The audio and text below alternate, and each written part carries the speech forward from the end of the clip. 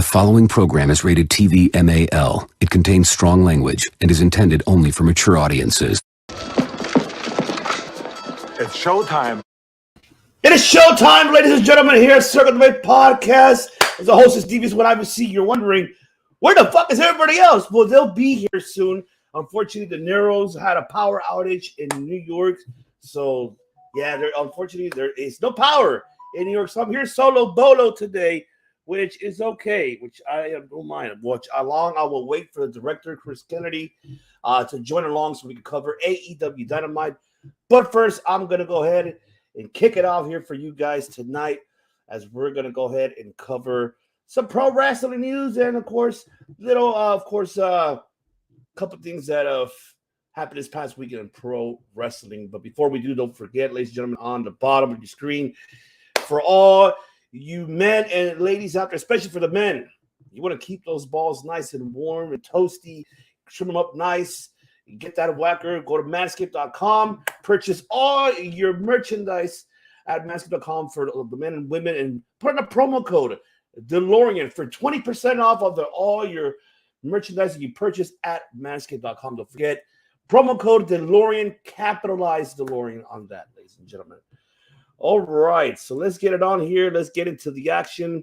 So I want to give my very brief thoughts on, of course, Shibata and Mike Tyson performance this past Friday on Rampage.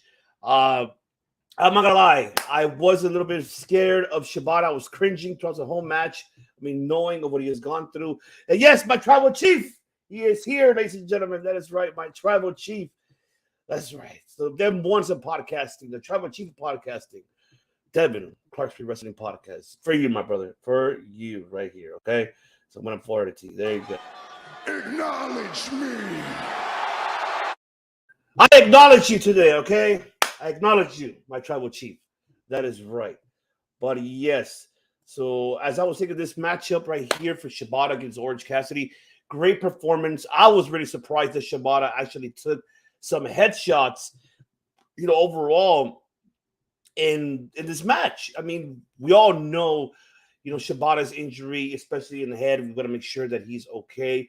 And we're just hoping that, we don't want to go bye-bye. No. And I don't wish that upon, of course, at all for Shibata. But all I know is that this match was actually great. It was very entertaining to see, Orange Cassidy with upset. Mike Tyson being in commentary. It was entertaining. I can say that. I really enjoyed Mike Tyson's commentary that Friday on Rampage. And I hope you guys did too. I mean, are we going to see maybe, the future of Mike Tyson coming back to AEW as, a guest commentator? Maybe so, but he didn't do a bad job. He actually did a great, fantastic job in, of course, this past week on this Rampage. All right, so let's move on now. Let me see here. Bear with me here, guys. I'm trying to get it because I'm here solo bolo. So I'm trying to get everything done here. And of course, and here we go. All right. So here we go. Now let's talk about the performance of Crown Jewel's revenue. It made a lot here more than WrestleMania. I mean, this past weekend, it exceeded over millions, over about 386 million and above that Crown Jewel revenue overall. And they added up pretty much all the states that the past past events that happened on, Saudi in the Middle East overall, that, of course, these events are really making more revenues than ever made for WrestleMania.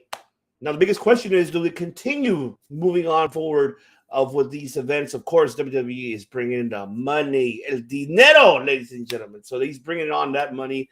So, hey, kudos to you, Papa H. Again, another fantastic job for Crown Jewel. I enjoyed it. If you guys did not see it, we did a watch along with the Blood and Lion podcasting, what we did with, of course, Clark Street, Devin, the Tribal Chief, and, of course, TK, the free sports.com, Nick Dieter, the Universal Wrestling Podcast, and, of course, Dan Bakley from Cage IQ. It was a fantastic time we had. Go back in the archives and look at it.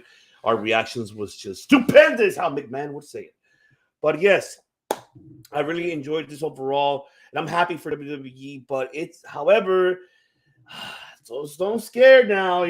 When it comes to the the politics getting involved or the global attack. We don't.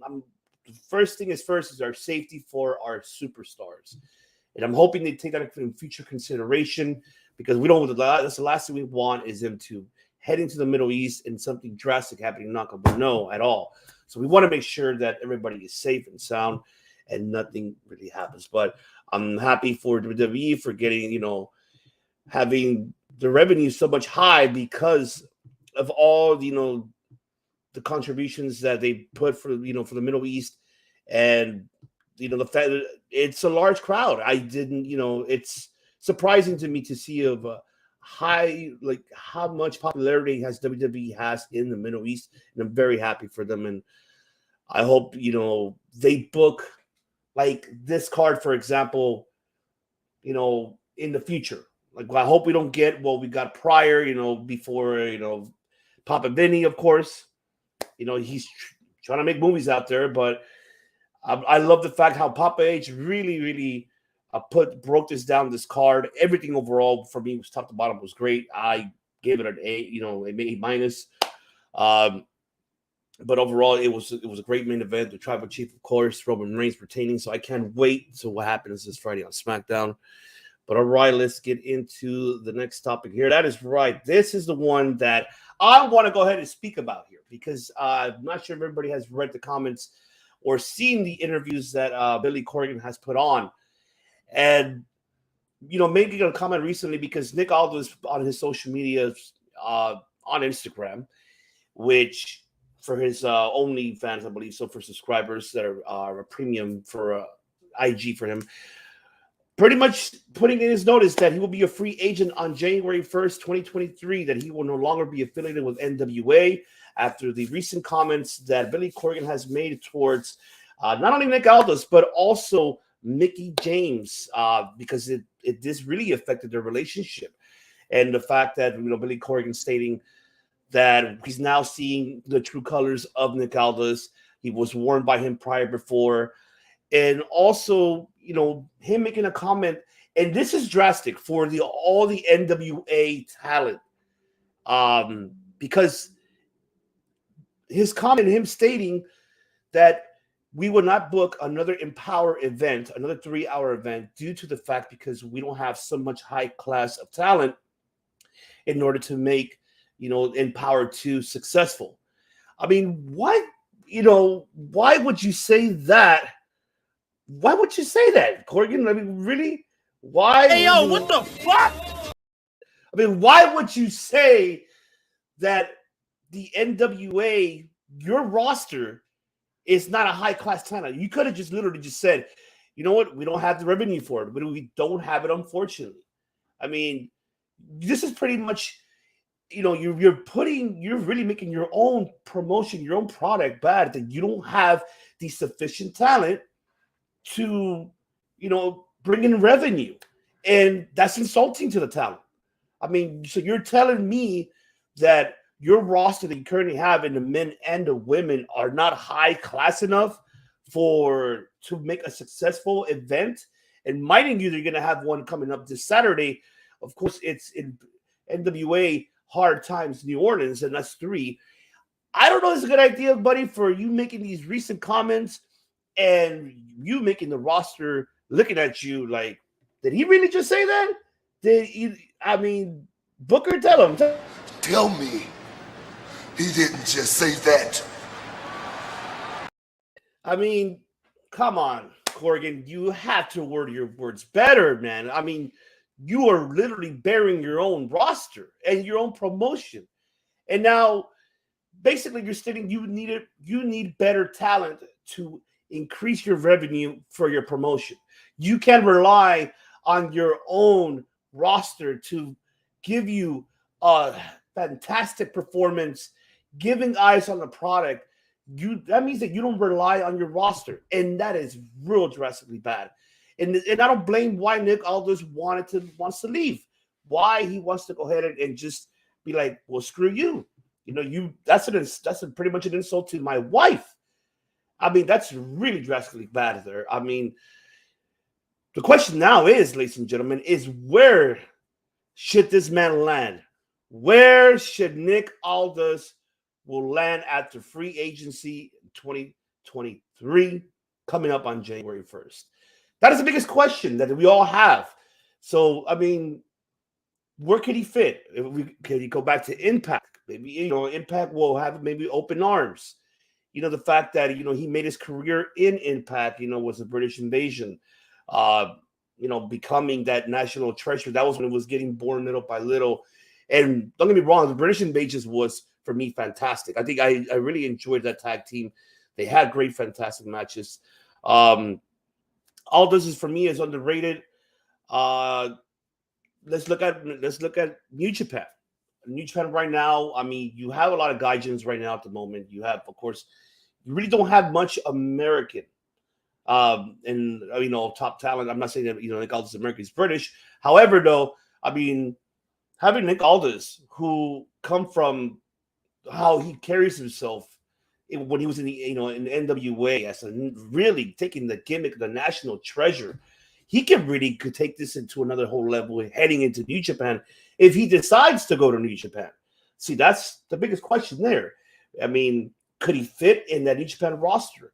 Maybe so. I mean, you have, of course, the likes in the heavyweight division. You have Jay White. You have, of course, Will Ospreay. You have Kazuchika Okada. I mean, Tetsuya Naito. I mean, you have Tama Tonga.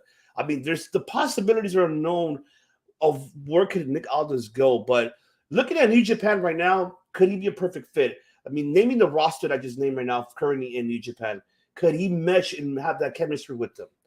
And is he able to contribute to that promotion as well and taking, that national treasure gimmick to New Japan?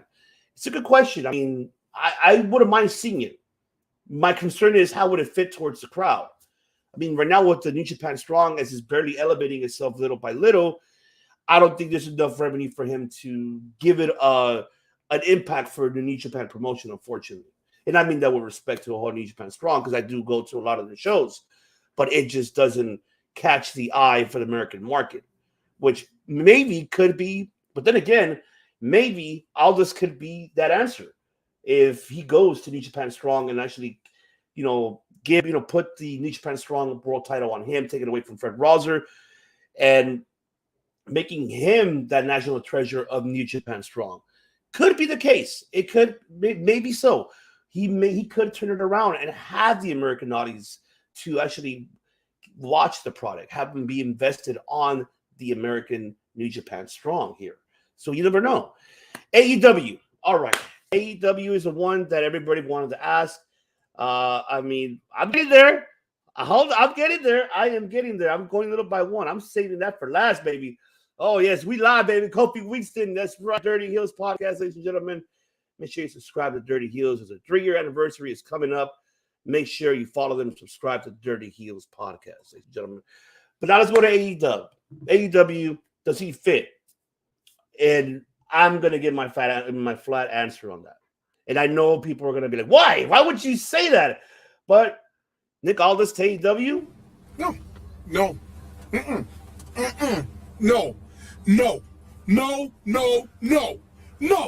Hell no. Nope. Sorry, ladies and gentlemen. Unfortunately, he will not fit on that AEW roster. And I'm going to say why. And I'm going to give my opinion towards that. It's oversaturated, first of all. If you go over there, you're only going to be booked for 1 or 2 matches, maybe 3 matches a quarter. Where would you fit in this situation? The one thing that my fear would be that they'll put him in the Ring of Honor current roster once Ring of Honor decides, hopefully by next year, already have their own platform. I mean, would it benefit Nick Aldis? For me, honestly, it doesn't. It's just oversaturated with talent. As we can see, they haven't done much as of yet to give other talents opportunities or TV time. And what makes you think that Nick Aldis will get that opportunity in TV time? I don't think so. Absolutely. I totally agree. And that is one thing that I was going to get to why I saved him for last, my tribal chief. Because, yes, that is one thing that how, Devin said in the comments. Nick Aldis is a storyteller, and I absolutely agree.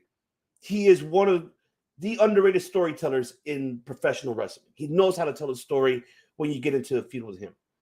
Love the story with him and Murdoch when they were actually going for the NWA World title. That was a great story. It gave prestige to that belt. And that's what Nick Aldis can do if you give him a world championship. He can make a championship prestige and make it be known that the whole world will be watching. And so Nick Aldis in AEW does not fit for me. It doesn't fit because they won't know how to use him. He could give stories. He could create a story in AEW. However, he cannot. AEW cannot create a story for him at all. They can't. And it sucks, but it is what it is. But there is one place he can fit, and that is WWE. Yes, he does. As much as I know there's a lot of fans out there, the AEW fans, New Japan. I mean, we're all pro wrestling fans, ladies and gentlemen. But yes, he does fit in WWE. You're lying. I am not lying, first of all, okay? He does fit in WWE. This is the reason why, because we saw in the comments earlier by my tribal chief, he mentioned he's a storyteller, and that's what WWE does. It's telling stories. Nick Aldis can fit perfect in NXT. Knowing, though, ladies and gentlemen, that he does have that, little clash between him and Bruce Pritchard. Ever since Bruce Pritchard, made the, negative remarks of Nick Aldis during Pritchard's tenure in TNA at the time. But, times has changed. It's time to grow up, gentlemen. Grow some balls. We're no longer kids. Let's bury the hatchet and work together, move forward, on putting eyes on the product and the talent, just such like the national treasure, Nick Aldis. And knowing because of his wife's past as well could be the flaw, because we see Mickie James, of course, what happened to her last fire, because, hey, Sharon, hey, Shotty G, yeah, I'm going to throw it here in the trash can. Oh, trash bag, all your stuff. And, of course, Mark Caruso as well. Mickie James could probably has a little bad blood because of that. But then again, she did come over to the Royal Rumble, competed as the Rumble as the Impact, world champion, Knockouts world champion. And I don't see, why not for Aldis to come to the WWE. I feel that he will fit perfectly. I know people are going to say he shouldn't go to the to NXT. He should go straight to the main roster. I feel he could do either one of them. It will be incredible to see Nick Aldis helping elevating the NXT roster there more by giving them guidance of how to create stories and how to tell stories. Imagine him and Braun Breaker. Ooh, I gotta go Nettie. Because I would love to see that. Nick Aldis and Braun Breaker will be fantastic to see. That will be an instant classic match to see. And it fits perfect for Aldis as well, because he can make this NXT his national treasure. And I don't mind that. Give Nick Aldis to get the chemistry, the momentum going with NXT, get used to the chemistry, get used to the environment of the WWE environment. Then from there, you could put him onto either Raw or SmackDown, or he can fit anywhere. I think for me, WWE is the best place for Nick Aldis because of his looks, because his charisma, his mic skills, his storytelling. Nick Aldis definitely fit in WWE. Yes. Oh man, my brother Nick from the Universal Wrestling Podcast. Love the insight. I think the unknown is the issue with Nick. He's never had an opportunity to wrestle with the big boys in New York. I think he succeeds if he does make the job. But is it too late? That is a big question. That is a great question there, Nick. Is it too late? I mean, age is only a number, but sometimes it catches up to you for all your past ventures that you've done in the world of professional wrestling. However, remind you as well, you don't have to go ahead and sell like overselling moves like how what Nick Aldis have done prior in his TNA days. Doesn't have to. He could tell a story with a body slam, with an elbow, with a suplex. He could tell a story in the ring and have you invested, especially if he's a heel, because he could really play it off to be a heel. And he has that mentality. He has the looks to become a heel. And I feel that Nick Aldis will fit perfectly well. And I hope Papa H watches and keep an eye on that free agency market, because if I will not drop the ball on Nick Aldis. And mind you, if let's say Mickie James decides to retire, I mean, of course, she's still having her ventures in Impact right now at the moment. But let's say, for an example, if Mickie James decides to retire, maybe you can have her become one of the coaches, or maybe add her to the roster, add more filling to the women's roster, which I'm loving it right now, which we're going to get into very momentarily. But I want to speak about this because I love this a lot. The fact that we got Nick Aldis here, and I'm hoping that in 2023, I wish something for the best for him and Mickie, and I hope whatever he decides to go, whatever ventures he pursues, works out for him. And like I said, Billy Corgan, if I were you, you're becoming like fucking TK. Your comments that you've made on your talent and everything else, you're becoming like fucking Tony Khan. That's fucking bullshit. No, you're bullshit, all right? You're bullshit, Corgan. That means step away from the interviews, buddy, and focus on, high class that you're looking for the roster for your NWA product. I have a bad feeling that your buyouts this weekend, Corgan, is not going to be the best. The fact because of those negative comments that you made towards your current roster. That's really, really bad. I hope that, you apologize for that to your roster personally, because why would I be signed to a promotion that is basically not calling me, that I'm not reliable to put eyes on your product, that I'm not high class to put, for your product. I'd rather not work for you. I'd rather not work for a man that really besmirched me. No, I'd rather not. All right, moving on. Let's move on to Monday Night Raw, ladies and gentlemen, because this is the aftermath. And just for you guys, I'll play this very quick if I can find it, because I know De Niro has it here. Damn it, where is it? I think he took it away. No, why? Why'd you take it away? I loved it. Son of a bitch, but oh well, too bad. All right, let's get into Monday Night Raw, and let me talk about this momentarily. Now, this is the end, my only friend, at the end of the 24/7 championship. It is over as Nikki Cross defeated, of course, Dana Brooke for the 24/7 title, and of course, we did see Mickie James in the backstage. Nikki Cross in the backstage with Damage Control, walking around, looking at the sky and missed the trash can. Oh, you should have said Kobe, because you would have probably made it. So even your husband even said, hey, Damo even put on Twitter, my wife, that's why she don't play sports, because of that reason. But yes, as has already been known, that has been already been told, rumor in your window, that the WWE 24/7 title is officially retired. And what are our thoughts about it? Well, here are my thoughts about it, and I am going to play this.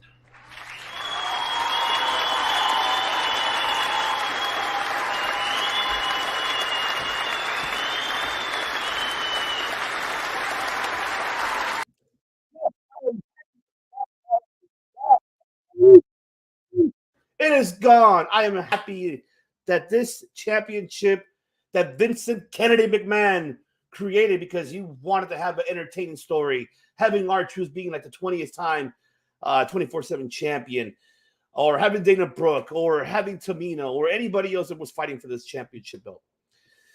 Tozawa, for God's sakes, Drew Gulak, all these guys that you have in catering, I know you use them for an excuse, and now people are going to say, well, wouldn't that benefit them because they're out of catering? For what? To run around running around for like 2 seconds on national television for that belt after R-Truth. I'm sorry. I'm glad this belt is gone. I'm really happy that it is. And hope we do not see that belt ever again. If you want to bring something back, bring back the hardcore title. How about that? Bring back the hardcore title, because that is one title that we loved very, very much. Hell yes. That is right. That's right, Blue. You're right. Hell yes. I do love it. So, kudos to Papa H getting rid of this championship belt, and let's move on. And, now start using your talent now, like Tozawa, Gulak, everybody behind, in catering. Start using them. Make them relevant again. But not with this title. Just not this title. No. Doesn't work out. All right, let's move on. All right. And yes, the HBIC is back. And that is Mia Yim returning to WWE on Monday Night Raw as, of course, the promo segment when it was Rollins there and Finn Balor. I got a bone to pick with you. And, of course, we see AJ Styles coming out. And, we're not done with you guys yet with Judgment Day. But, Judgment Day will always going to say, they're always going to say. Because I'm built differently. You're built differently, all right, but I'm glad you guys courtesy of Cardstream because they got me into that segment. But you are built differently because, man, I'm being the Judgment in the OC. And then, of course, when AJ says, since we can't hit Rhea and we can't find nobody to come join us, and you can hear Rhea in the background, that's because nobody likes you. And, of course, but someone found us that wants to get to you. And they hit the candlesticks, and there you have it. Mia Yim returns to WWE, and I am stoked. I'm excited. Thank God. Papa H, another great move right there for bringing Mia Yim. And what does it mean for Mia Yim back in WWE? Well, I'll tell you what it means. It gives more relevancy for the women's roster, adding more depth to it than we already have. And I'm so happy that she is back. And this time on the main roster, this time not as Retribution. Jesus Christ, thank God they got rid of that. No Retribution here. Now we have the Mia Yim, the HBIC, the one who needs to be herself. And I am so happy that she is here. I'm happy. So I hope you guys are happy too. Comment below. Let me know. What are your thoughts of Mia Yim returning? I'm happy for her, and I just cannot wait, what's next, for Mia Yim and the OC. I did like the segment again. And like, well, you know what? Dinner's on me, guys. Drinks on me. Oh, you see Carl Anderson getting excited. Yes, I already know, Carl Anderson. You're a hell of a heavy drinker, man. I know you are. Yes, you are. So, it is, yeah. What can I say? But kudos to Mia Yim. All right, and now let's move on to this man right here. Uh-oh. Yes. And that is, of course, Austin Theory failed to cash in the Money in the Bank. However, though, he cashed in on a mid-card title. He cashed in to the United States Championship, did not cash in for the WWE Universal Heavyweight Championship. He cashed in on the mid-title. I could say this is, for me, a first time. I mean, we could go back and see our previous Money in the Bank winners. Have they ever cashed into a mid-title? Never. I think the only thing we've seen differently was Charlotte catching in for the NXT World Title against Rhea Ripley, and that was for Mania 36, I believe it was, or 35. But Austin Theory cashed in, and he failed to succeed of regaining the United States Championship due to Bobby Lashley making his interference well known, of course, attacking both Austin Theory and Seth Rollins. And Bobby Lashley's on a mission here, man. He is on a mission to kick some ass and chew some bubblegum, like Roddy Piper will say. So what does it mean for Austin Theory? What is next for Austin Theory? That's the biggest question that I think everybody wants to know. What is next for Theory? Why did Papa H decide to move to relinquish him from the Money in the Bank and not cashing in to Roman Reigns? Well, maybe they have other big plans for him. Maybe they have NXT plans for him. Who knows? Could be wrong. Austin Theory has the looks, has the charisma, is great in the ring. However, he doesn't really catch much attention, I guess, to Papa H. I mean, to the fans, it does. That's the point. The point is you want the audience to get invested in you, you want them to be annoyed of you, to hate you, to dislike you. And Austin Theory has all those attributes. So I will be very intrigued and invested to see what they're going to do with Austin Theory now that he is no longer money in the bank. I am looking forward. If we see something going down, then it looks like Papa H has nothing for you, unfortunately. Austin Theory. Oh, man, I hope not. I hope we see something good for you. All right, let's move on. And this is the one that I wanted to talk about right here, ladies and gentlemen. Right here is, yes. Oh, man. Theory, maybe. Oh, I like that. Maybe he has to find his way. Maybe so. My tribal chief. Maybe he does have to find a way. That is a good. Yes, I absolutely agree. But here's the biggest question on this. Now that the announcement was made that the women's got their own WWE War Games Survivor Series, who should be the other participants in this fantastic War Games for Survivor Series on the women's side? So far, we do have 2 spots missing for Team Bianca. We have, of course, Bianca, Bliss, and Asuka missing 2 more. Damage Control, as they recruited Nikki Cross, and they're missing 1. Who should the other participants should be? That is the biggest question here. I mean, as we all know, ladies and gentlemen, all I can say is that we did see Sasha Banks, of course, I haven't seen the recent one that people have been mentioning, have made an emotional statement, so I will have to look into that. But prior, I mean, she, wants us to follow her into her journey into November. And to see, hey, it's going to be so fucking crazy, as she mentioned. And mind you that WWE now re-added her, Naomi, into the intro. So for the WWE intro, they added her. So this could be the case. We might see Sasha and Naomi maybe being the last 2 participants here in Survivor Series for Team Bianca. But what about the other side of Damage Control? Well, I mean, you still have who is missing, baby. So, I mean, she's on her honeymoon, her papi's birthday, Andrade, but Charlotte Flair, baby, she can make her return here as well. And this will be huge for them as well. And mind you, the only people who do not have experience in this War Games is Alexa Bliss, Asuka, and I believe Nikki Cross, because I don't think she's ever been into a War Games. Everybody else has, and Bayley as well. She hasn't. But Dakota Kai, Io Sky, and Bianca have the experience in War Games. Biggest question here is, could we see Sasha? Could we see Naomi? Can we see Charlotte filling these last spots here for the Survivor Series? I would love to see that. I mean, comment below and let me know if you agree with that, or do you have names that you want to add? You still have the depth of the women's roster we have currently. There's so many. So we have to wait and see on that. I mean, well, you never know. But I am looking forward to see what will happen here. All right. So the last topic here for WWE before taking a little commercial break and waiting for the director for for AEW. Yes. The NXT Rumor Your Window call-ups right here, ladies and gentlemen.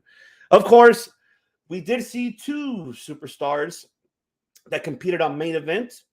And that is, of course, we did see Wendy Chu competing against Tamina and picking up the victory, Wendy Chu. So this might be a potential call-up for Wendy Chu. And also Sion Quinn, who, of course, had his main event, of course, matchup, and he picked up the upset as well. Now, we did see on Cameron Grimes' Instagram and IG, if you go back and look at it, he thanked all the heroes, which is behind the cameramen, the producers. He thanked them all. So something tells me here that we might see Cameron Grimes to the moon. We might see Cameron Grimes coming to the main roster. And then, of course, the rumors is these are the 5 individuals that are being kept eye on to come up to the main roster. Wendy Chu, Zion Quinn, Cameron Grimes, Grayson Waller, and Indy Hartwell. So biggest question is, do they fit? Would they fit on the roster? Well, my take on this, I'll give you very brief. Wendy Chu, I think she could fit. on the SmackDown roster. However, take away the gimmick a little bit. I mean, I can see they're doing it already on NXT. Little by little, they're taking it away from her, making it a little bit more serious. We want to see that. So that's what we want to have for her as well. And for Indy Hartwell, you never know. I think it's about time for her to come to the main roster. I think that would be perfect for her to see. And she will fit perfectly well either on Raw to join, of course, alongside Candice LeRae. We could have them going after the WWE Women's Tag Team Champions. I would love to see that. It sucks and unfortunate that Indy Hartwell did not get a run for her title in NXT. However, though, I want to see her in the main roster. And of course, great, Zion Quinn. I don't think he's ready, but we'll see if he'll be ready. I think he still needs more time, but we'll wait to see what will happen for Zion Quinn. And Grayson Waller. I mean, we saw him on Raw with AJ. He had a small feud. So, of course, I really enjoyed that with Waller and AJ Styles. So, Grayson, he was on the Young Rock as Ric Flair. I mean, the guy has a lot of charisma, has a lot of mic skills. He could be your future Miz, in my opinion.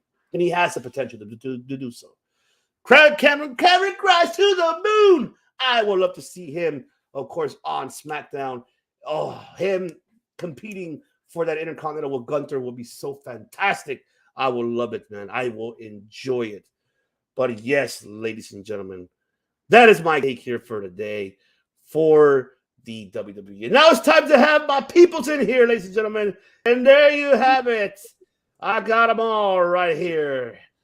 Oh, man. Most of them. Well, yeah. Reinforcements.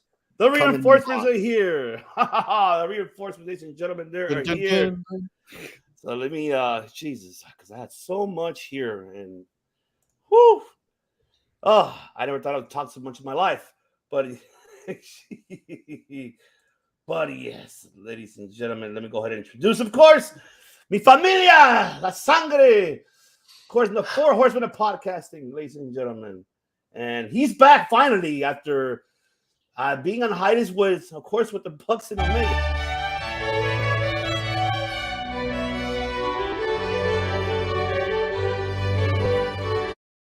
That is right. The invisible man of podcasting himself, Matt Callis, has returned, ladies and gentlemen.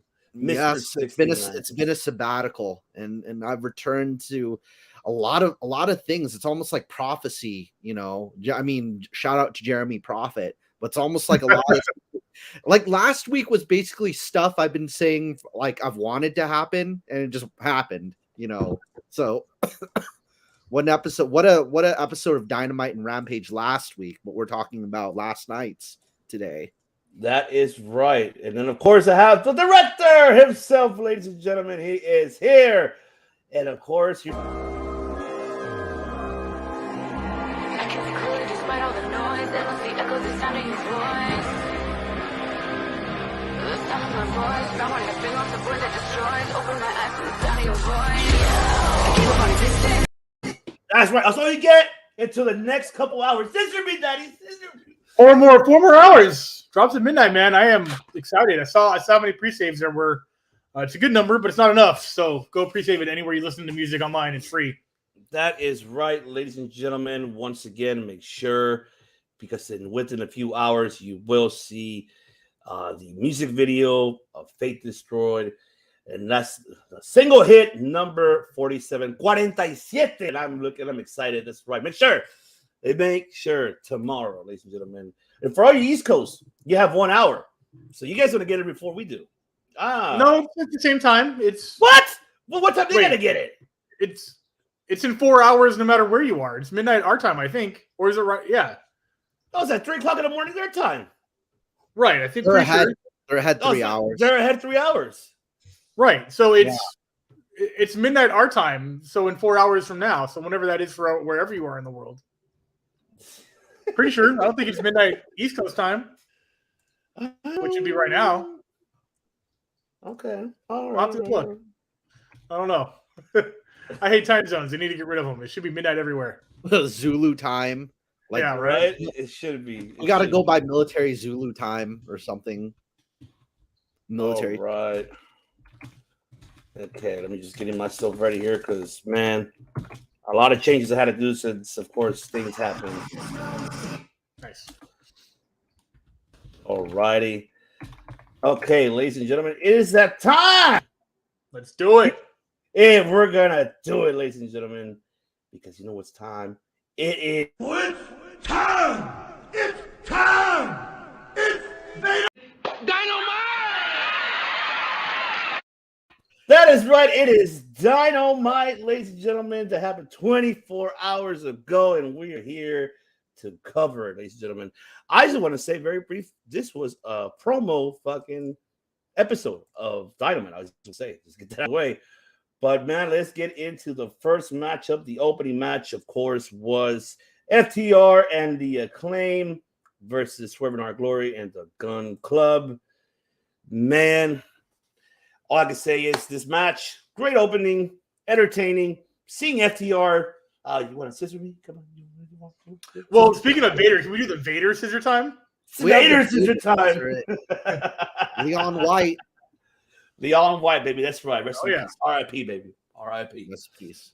Yes, but great match overall. Of course, we did see the Acclaim hitting their finish, and along with FTR, pin one of the, the Gun Brothers, and One of the Ass Boys. One of the Ass Boys. Yeah, it's one of the Ass Boys.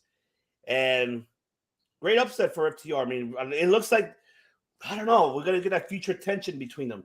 I do like the fact that the Gun Club used, the big ring also on, I believe it was on Casper or I'm not sure who they used it on. But great performance from all these 8 individuals. Loved it.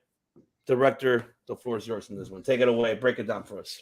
Yeah, they're just trying to tell the story that FTR is going to beat one of these teams, and it's probably going to be the Acclaimed. That's kind of the story that's being told. We're not getting a lot of evolution in this Swerve in Your Glory breakup. We obviously saw Billy Gunn come out and handle business before the match. He had some revenge to get, but this is definitely building up into an FTR versus Acclaim, probably for the titles. For just the AEW titles. I don't think it'll be winner take all the belts. But I think Acclaim would win that. I think that's smart. You let FTR keep 3 of the belts and Acclaim keeps 1 of the belts, and you kind of legitimize them as a solid tag team with the win over FTR. Love it, love it. Matchless. So you could almost it's not an exact match, but if you did like made like metaphors or alternates, stand-ins for every single tag team, like this would be kind of like the Acclaimed would be like the Rock and Roll Express, and FTR would be the Road Warriors. No, FTR would be the 4 Horsemen. They would be like Arn and Tully. Yeah, Arn and Tully, okay. But I mean, like in terms of like baby faces versus heels. So I'm thinking the Gun Club could be the Steiner brothers, and then Swerve in Our Glory would be Sting and Luger. Like if this was all kind of fitting into like an 8-man tag that you'd see in NWA, like 92. Yeah, so around that time period, very, very similar energies when you get 2 really popular babyface tag teams to face, the main 2 heel tag teams, like a new one they're bringing up, and the kind of the 2 strong singles that became a tag team. It reminds me of that. It's a little bit of it's a little bit of something like that, because my history lacks, because I don't know enough if like Arn and Tully ever did babyface at one point or another. There might have been a time period if I don't know about it. I need to study up more if I don't know about it, because that I know from my knowledge. I mean, people can comment right here below as well and let us know. I have never seen them be faces in any promotion. Yeah, not even an NWA. Who we got who's in the comment section? Who joined us tonight? Let us know. Throw your names out there. We love you guys. Yes, we do. But yeah, I mean, that's all I know. I mean, I don't know. Maybe if we do Attitude Era, it'd be like Dudleys and Hardys, maybe. Because there's been times when Dudleys and Hardys are both baby faces, and they've teamed up against the heel like 4 heel like 4 people on the heel tag team. So it's not kind of like that too. Oh, indeed. Dudley's Hardys. All right. Now we're gonna move on. I'm gonna put these together because it doesn't make sense for us to skip one. I mean, talking about it later. I want to put all in once because we're talking about this match that is gonna happen, of course, at Full Gear, and that is these promos that we got from MJF and Jon Moxley. I mean, MJ's promo, man, I'm that when he was on that Air podcast. I love the fact that he name dropped all these stars, Cena, The Rock, Austin, Ric Flair. He mentioned all of that. He mentioned why the fans, hey, why I want to do this. MJF promo was fantastic. I really was. Whoo! It got me giving goosebumps. And then Moxley as well with his promo, talking to Regal. Hey, remember Regal when the time when I came, and I tried to beat you up and you kicked my ass. And then, I actually learned my lesson. And then at the end of the day, I finally kicked your ass, gave you the knee, busted your ear. And who does that remind you of? MJF. Oh, yeah, MJF. Moxley with the promo saying, hey, buddy, I mean, you can call yourself the devil. But guess what? I mean, I've seen the devil myself, man. So, I mean, these 2 promos for me were such fucking good shit. And I really enjoyed it. It was good shit. I gotta do it. Such good shit. And it was good shit because, man, I'm telling you, this episode was promo mania for Dynamite for me, in my opinion. But director, take it away. Thoughts on these promos from MJF and Moxley? MJF promos are they are very well rehearsed, but they do not come off as such. They come off very natural. They are articulate. They get their point across, and they're convincing. He made a lot of good points. The whole you were not born to be a champion, yet you became one, and I respect that. I was born to be champion, so I will become one. That's a great point. Whether or not I agree with it, it's a good point. It's at least a convincing point that he made. And then Moxley's counter, thing is like, I grew up tough, my back has been broken from carrying. I don't know who's. Wait, that might have been Soraya's. Soraya and Moxley basically had the same exact speech, and we'll get into that when we get into it. But yeah, Regal's turning on Mox. It's just you can feel it. The right. I've been the electric vibe. It's electric. You could just see it. It just is what it is. So yeah. This is very likely the last time we're going to see MJF before Full Gear because he's going off to shoot the Von Erich film with Zac Efron. And so this technically wasn't even an appearance. This was a pre-recorded promo sent in. So he was not in Boston last night. He was off filming the Von Erich story.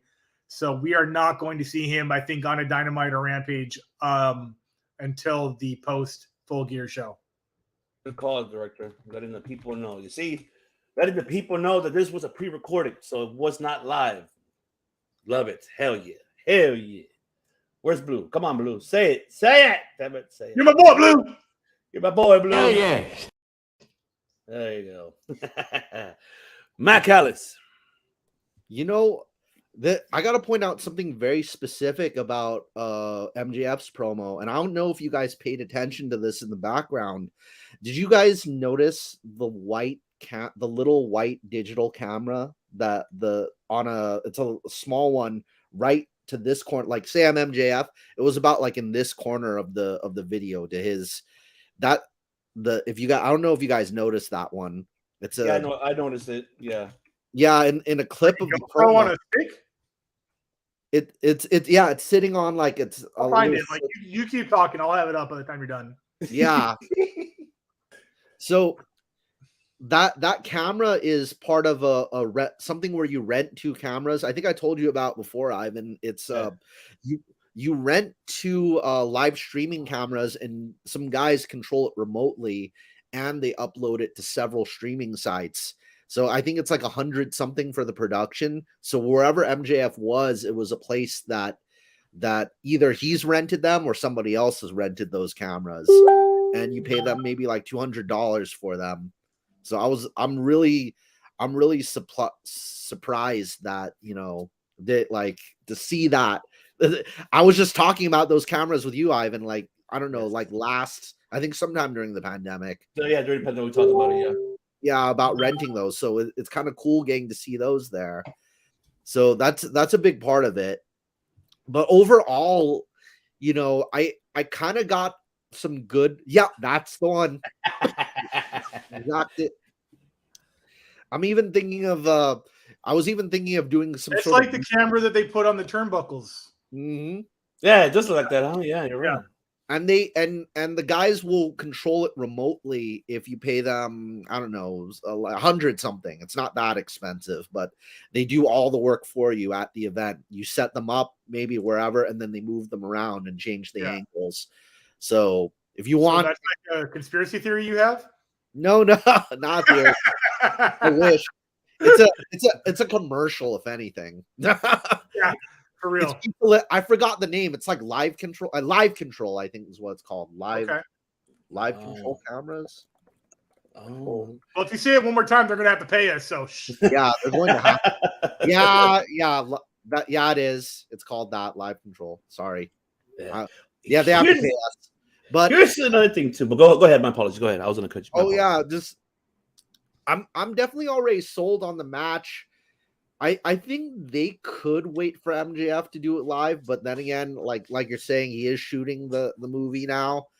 You know, MJF almost looks like a dead ringer for that Von Erich brother. It's such a, you know, they. Well, they what's did funny the is same he's time. playing the Von Erich that was the fake Von Erich, the replacement one that had the alcoholism, I believe. Yes. Yeah. Yes. There was at least 2 or 3 not fake Von Erich brothers, like adopted, if anything. No, it was only the story that I know was only one. Yeah, so the one that MJF is playing it's like the Andersons, like how CW Anderson isn't really an Anderson, how Gallows and Anderson, that's not really an Anderson, it's like a character version of the real name. That's what MJF's playing, who really did exist. Yeah. So I think it's Lance Von Erich. That's what it was. So Yeah, they added that, I that's think, correct. during the territory. I think during the WCW era. Lance Von Erich, the fake Von Erich cousin. Yes, that's what they did because I think one of the Von Erichs was injured. I think that was when. I think it was either an injury resulting from some bad luck, something like that. You know. Yes. I mean, if you talk about Von Erichs, that's all you talk about, unfortunately. Yeah. Such a tragic story, but I mean the grandsons are doing it, so you know, and they look to like them. Oh yeah, you can look at any Von Erich and you can tell exactly. Like, I mean, like with all the Andersons, I didn't know Arn Anderson wasn't a real Anderson. I didn't know that either. I didn't know that. Wait, or is Arn the only real one left? I think none of them are real because Ole Anderson's real name isn't Ole Anderson. Right. Yeah. So nobody is. I never thought CW. I never thought CW was. You know, all due respect, he does look like one. Yeah. And then Carl Anderson, I didn't even put him together as being one of them. I was like, oh, that's what that Anderson means. Because none of the Ramones are their last name isn't Ramon and their first name isn't. All the Ramones they're not brothers. That's just a band name that they went by their nicknames. So maybe you could think of the Andersons the same way as the Ramones, but they never played definitely. music together. Yeah, Ole Anderson is Rogowski. What's Arn? Yeah. Who was the original Anderson then? That's a good question. I think it's just it's a code name. You know? It is, right? It's like, yeah, I feel like you're correct. But no, I think because I feel like there was an original original Anderson. well known of the Andersons, you know. Yeah, neither of them. Martin Lundy, you know. Gene Anderson. There we go. There's the original. There you go. That's the Gene original. Anderson. Yeah. And his son was Brad Anderson, who is a professional wrestler as well. Also known as Agent Steel, the Viper, Ecstasy, the Young Gun, Zan Panzer. I don't know who the fuck this is, but that's the real Anderson bloodline. Cool. I'll say a general statement to the whole feud and all is that I'm definitely already sold on it, but I think it's almost like a late delivery. I know it was during the pandemic, and then MJF is a little bit new to everyone else. But it's kind of a late delivery of something I wanted during the pandemic, the first time MJF fought Moxley for the title. You know, Mhm. I was hoping for that, and I knew it would like bring a new life to the wrestling world if MJF won it then. But you know, it's kind of a late, you know, coming. I want MJF to win 100%. And you know, heel babyface Swerve, as long as MJF walks out with that title, I think there's going to be a nice new era coming along. If there's any comparison, I really want to clarify, like kind of, I'd say Ricky Starks isn't quite as close to the place the Rock is in as MJF is. Because I think MJF has a little bit more of the humor and a little bit more of the charm and a little bit more of the crowd participation. Ricky's more serious right now. He does have that humor. I've seen him in DDT shaking his booty. Yeah, he's funny. He's good. Yeah. I would say, if you were to say, I would, you know, I've constantly compared Ricky Starks to The Rock, which I absolutely see it. I would compare, I mean, it's probably old hat right now, but I keep comparing MJF to Mr. Perfect. It's the same attitude. Like, MJF is going to reach the potential that I think the Mr. Perfect character did not. MJF, so I'll say, is a lot funnier, and he knows how to get the crowd involved. Like, well, I mean, you gotta remember, Kurt Hennig was pretty funny. He would spit the gum in people's faces. And the rap song, yeah. He would singing. No. So I'm not talking about Kurt Hennig. That's what I'm talking about. Is when he went over to WCW, when he joined NWO, I didn't know. Mr. Perfect, the character itself, I think that did not reach its full potential, and MJF is going to shatter that potential, where Ricky Starks has yet to reach and probably never will because of how big his name is, but The Rock status. Where The Rock reached his full potential, I think Ricky Starks is on a trajectory to be very similar, but obviously never as great as the Great One, if you smell what I'm cooking. Eyebrow. Sorry to go on a tangent, but just real quickly, Chris, correct me if I'm wrong, was Sean Stasiak almost like copying the Mr. Perfect thing at one time? Was it Sean Stasiak? When he was meat? No, when he was Planet Stasiak. Might seem crazy from Planet Stasiak. Yeah, probably. I think he had a little Billy Gunn in him too. Yeah, it's a little crazy-ack, but maybe it's not Sean Stasiak. Yeah, exactly. A little crazy. I remember the other wrestlers reacting to that. I was like, the hell is going on Raw with the crazy act? Yeah. One thing I wanted to add to this promo situation, we forgot to add Stokely. Stokely's, promo. It tells me that, they prided in there. They took a crowbar and said, "Fit the Stokely promo in this." Yes, and this is where I don't know if you guys feel the same way, but I mean, something tells me that all this shit was just played out all along. Like the whole the higher power situation. I think we brought it up before, but it looks like it's heading towards that direction. Maybe we are going to see overall that MJF fooled us all, and pretty much have the firm still on his side. He just needed to take, obviously, the risk. I mean, getting hurt, you could say, and get an attack by the firm, and in the end, he gets the help. And imagine Regal at the same time joining him. So that's like a whole story there. I mean, I don't know. What did you get on that, director? Like, did you feel that? I don't know, man. I mean, I feel that. I don't know. You have a heel going after a heel in a storyline that's in a storyline. It's kind of convoluted. Yeah, I feel the same way. So I don't know if it's a red herring. I don't know if it's, a diversion, if it's misinformation to distract us from the fact that the firm is fully involved in helping MJF, which I would not be surprised. That'd be a very Vince type deal to do, which we all know MJF is a huge fan of that type of booking. So yeah, I don't know. It was a good promo at its core. The whole, I thought I was going to do this with my best friend, and now I'm going to prove that I can do this alone, which is basically MJF's promo right there. Is like, I was doing this with the Inner Circle, with the Pinnacle, with Ben Wardlow. Now I'm going to prove I can do this on my own. It's the same exact fucking speech. So I don't know where it's going, but it's a heel going after a heel inside of his championship angle and then a revenge story. So there's layers to this shit, and it's all, we're going to see where the tears in the paper reform at Full Gear. Yeah. Fuck, so much. I can't wait. But I don't know. Do you feel the same? Matt Callow's the same. I mean, I feel the same, honestly. Director, a lot of things. There's a lot of. I think there's always a lot of surprises. I think MJF now kind of has, you know, us in the music world, we say the audience in the palm of their hands.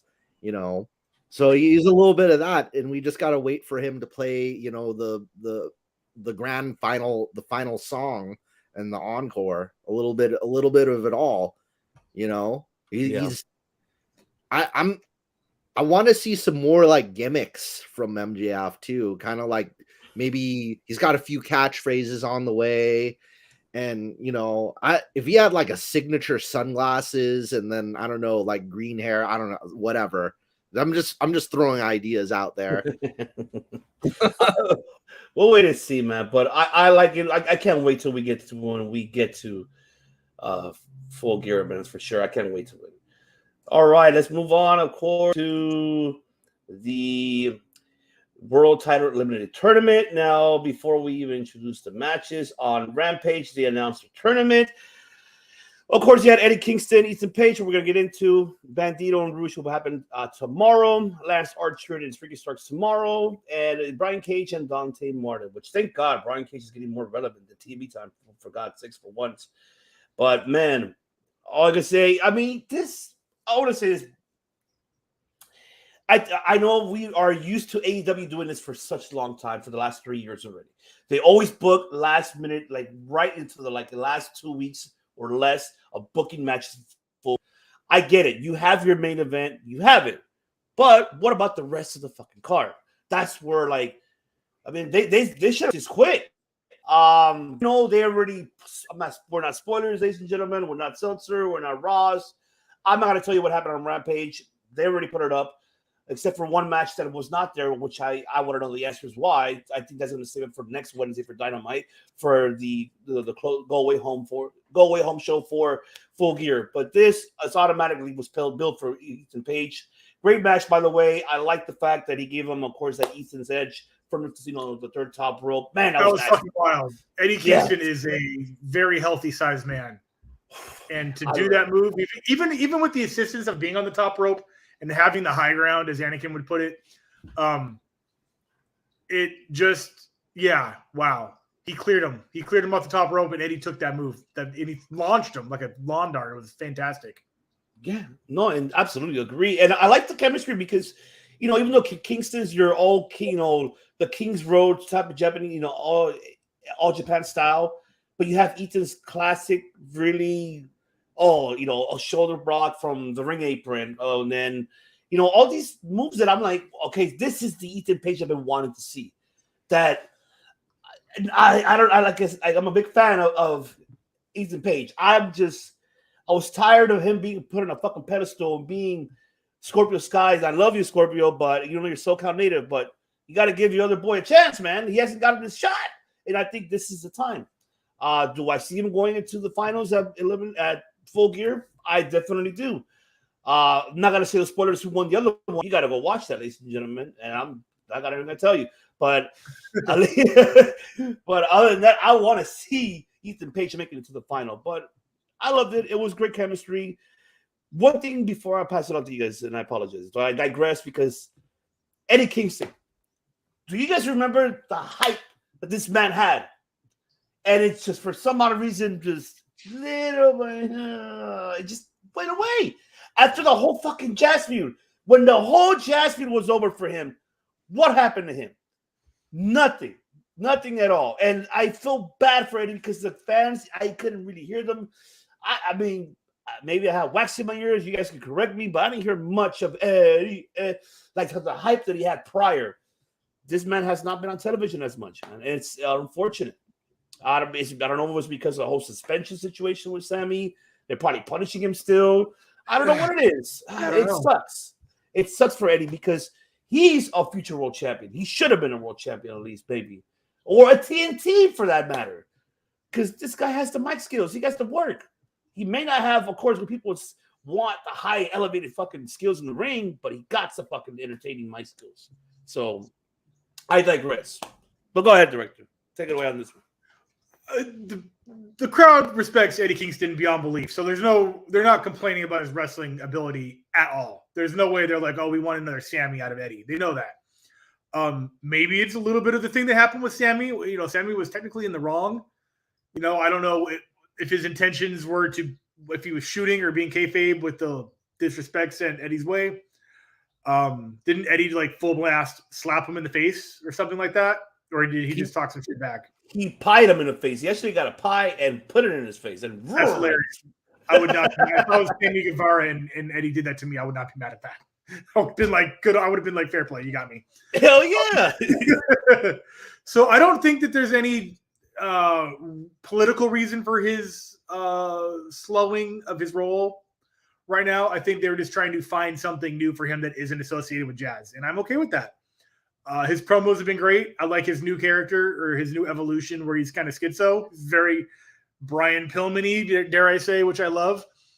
The short fuse kind of character, which is awesome. And that match was good. And he's gonna recover from this loss, and it elevates Ethan Page into the tournament, which he does kind of need a bump. You know, Ethan was with Scorpio for a while, and I don't know what happened to Scorpio Sky, but that team's kind of gone. So he kind of had to rebuild Page as a wrestler. And off the back of Eddie, I don't think that's too bad of an idea. No, I couldn't. Yeah, you know what? I'm with you on that. Matt Callis. All right, so for Eddie, I think in particular, his loss actually could mean a few different things. Like, I wasn't really paying attention to that whole suspension thing, but what I think is kind of in place here is Eddie Kingston has that ongoing feud with Jay White in New Japan. And I guess him and Jay White, they haven't had the one-on-one match unless I'm mistaken, right, Ivan? Because it's only been mixed tag with Jay White in the Bullet Club. It was like him and Moxley or him and Okada versus Juice and Talk about Eddie? Yeah, Eddie Kingston. Yeah. No, well, the last one he had, it was him and Okada versus Jay White and Juice Robinson. Yes. Yeah, and it was so he hasn't gone one-on-one with Jay White yet. So maybe it's built. He still has to take time away to go to New Japan and go one-on-one with Jay White. Or, Eddie Kingston has the hit, like we've said, the King's Road. Some people don't view the current All Japan as the successor of King's Road. And people like Rob Van Dam sees Noah as the successor of the King's Road style because of all those wrestlers following Misawa there. And Eddie Kingston always talks about Misawa, Marufuji, and all the people like that. So I'm thinking Eddie Kingston could face, Rob Van Dam or Marufuji again.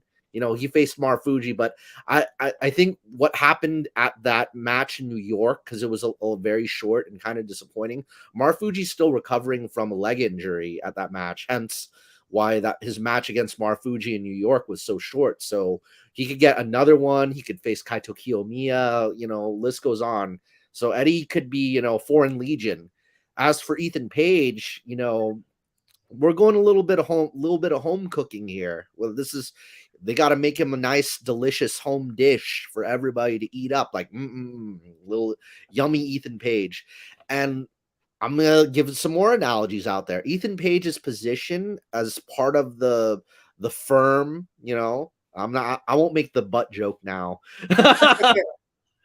So the firm, if there's an analogy, he's kind of in Triple H's position, kind of like how Triple H was in D-Generation X when, Shawn Michaels was kind of, either like injured or doing something else. So I guess MJF would be in the Shawn Michaels position. Ethan Page would be in the Triple H position. And they got to let Ethan Page kind of build up as their main, as the main heel. The main course. Yeah, the main course. Their main heel singles leader, villain. They need him as that singles villain Triple H character that you love to hate, and it's almost gonna ride. And eventually they build him up to maybe we'll have what could be like Triple H versus Shawn Michaels, what could have been at that time, except it will be Ethan Page versus MJF in the future. So, I see a lot of good things in Ethan Page's near future with how I see they're building him up. We just need some more things to remember him by, other than, the finger. For audio listeners, Ethan Page's whole finger in his cheek and smiling. We need a little bit more, some more variety. We need some more, Really? We need some more variety. Yeah, some more out of Ethan Page. It's good what he's doing, just a little bit more from that. Yeah. Oh, what's going on, Tim King, the TK, the real TK. Hello, Tim. That's what's going on, my brother. Yeah, that Eagles Edge was pretty. I didn't know. I was like, Jesus Christ. What do you guys think of that though? That analogy? Would you say Ethan's kind of in that Triple H position, like after Shawn kind of was out of the picture as like the new DX leader, or the new? I think it's too soon to tell where Ethan is right now. You got to give him more time. I'd say if anything, he's like the road dog after Jeff Jarrett, but before the New Age Outlaws, like kind of like in the middle somewhere. What's going on? What's going on, my brother? Thank you for tuning in, my brother. Appreciate you. But man, yes. So you want Ethan Page to be your main course meal, huh? What are you? An idiot sandwich. Idiot sandwich what? An idiot sandwich, Chef Ramsay. That's what you want. My God. Oh my God. Now let's talk about this right here. I don't want to talk about the match because it was a squash match between him and Ari Daivari. However, though, what the hell is going on between these fucking three? Now that we see, okay, very quick, we had Wardlow was being challenged by Ari Daivari. Of course, squash match quick. Samoa Joe, of course, was accompanying Wardlow, and then Wardlow calls out Hobbs. Hobbs came out, and then we were gonna have the challenge happening at Full Gear. But then when Wardlow said, "I'm gonna take every title in this company," and Joe was just looking at him like, "What?" Like, you did not just say that because you got him saying, "Fickle." Tell me he didn't just say that. Fickle. You need a Booker T. You need the Booker T. Tell me he didn't just say it. Tell me he didn't just say that. You had it. Already ahead of the game, my brother. But now Samoa Joe hitting Wardlow from behind, which, by the way, the camera angle fucked up because they didn't catch that. I mean, they happened like right after. They had to go back, right, and hit him behind with his Ring of Honor TV title. And now Joe turns on Wardlow. I mean, I thought we were going to get Wardlow, Hobbs, Full Gear. I felt, okay, maybe we're going to have them finally, they're going to get their shot. They're finally going to get their one-on-one shot. Two homegrown stars, going at it for the belt. They had to add Samoa Joe on these. Now, there's a double-edged sword for me, and I'm giving my opinion. I don't really, I'm not feeling it somehow. I mean, okay, I get it. You need a veteran to carry the match because you're afraid, Tony Khan, you're fucking afraid to allow your two homegrown stars to fucking put a match at Full Gear, and you had to put in Samoa Joe on this. Mind you, the Ring of Honor title is not going to be on the line. It's the TNT belt that's going to be on the line. That's already confirmed. It's not going to be the Ring of Honor World title. It's not going to be title, winner takes all. But it would have been a singles, man. I don't know. I think they should have waited on this at Full Gear to happen. Joe turning on Wardlow, I'm your next challenger. Okay, cool. That sets up for, final battle in December, title versus title. They could have done something like that. Allow two homegrown stars to fucking build each other up at a pay-per-view.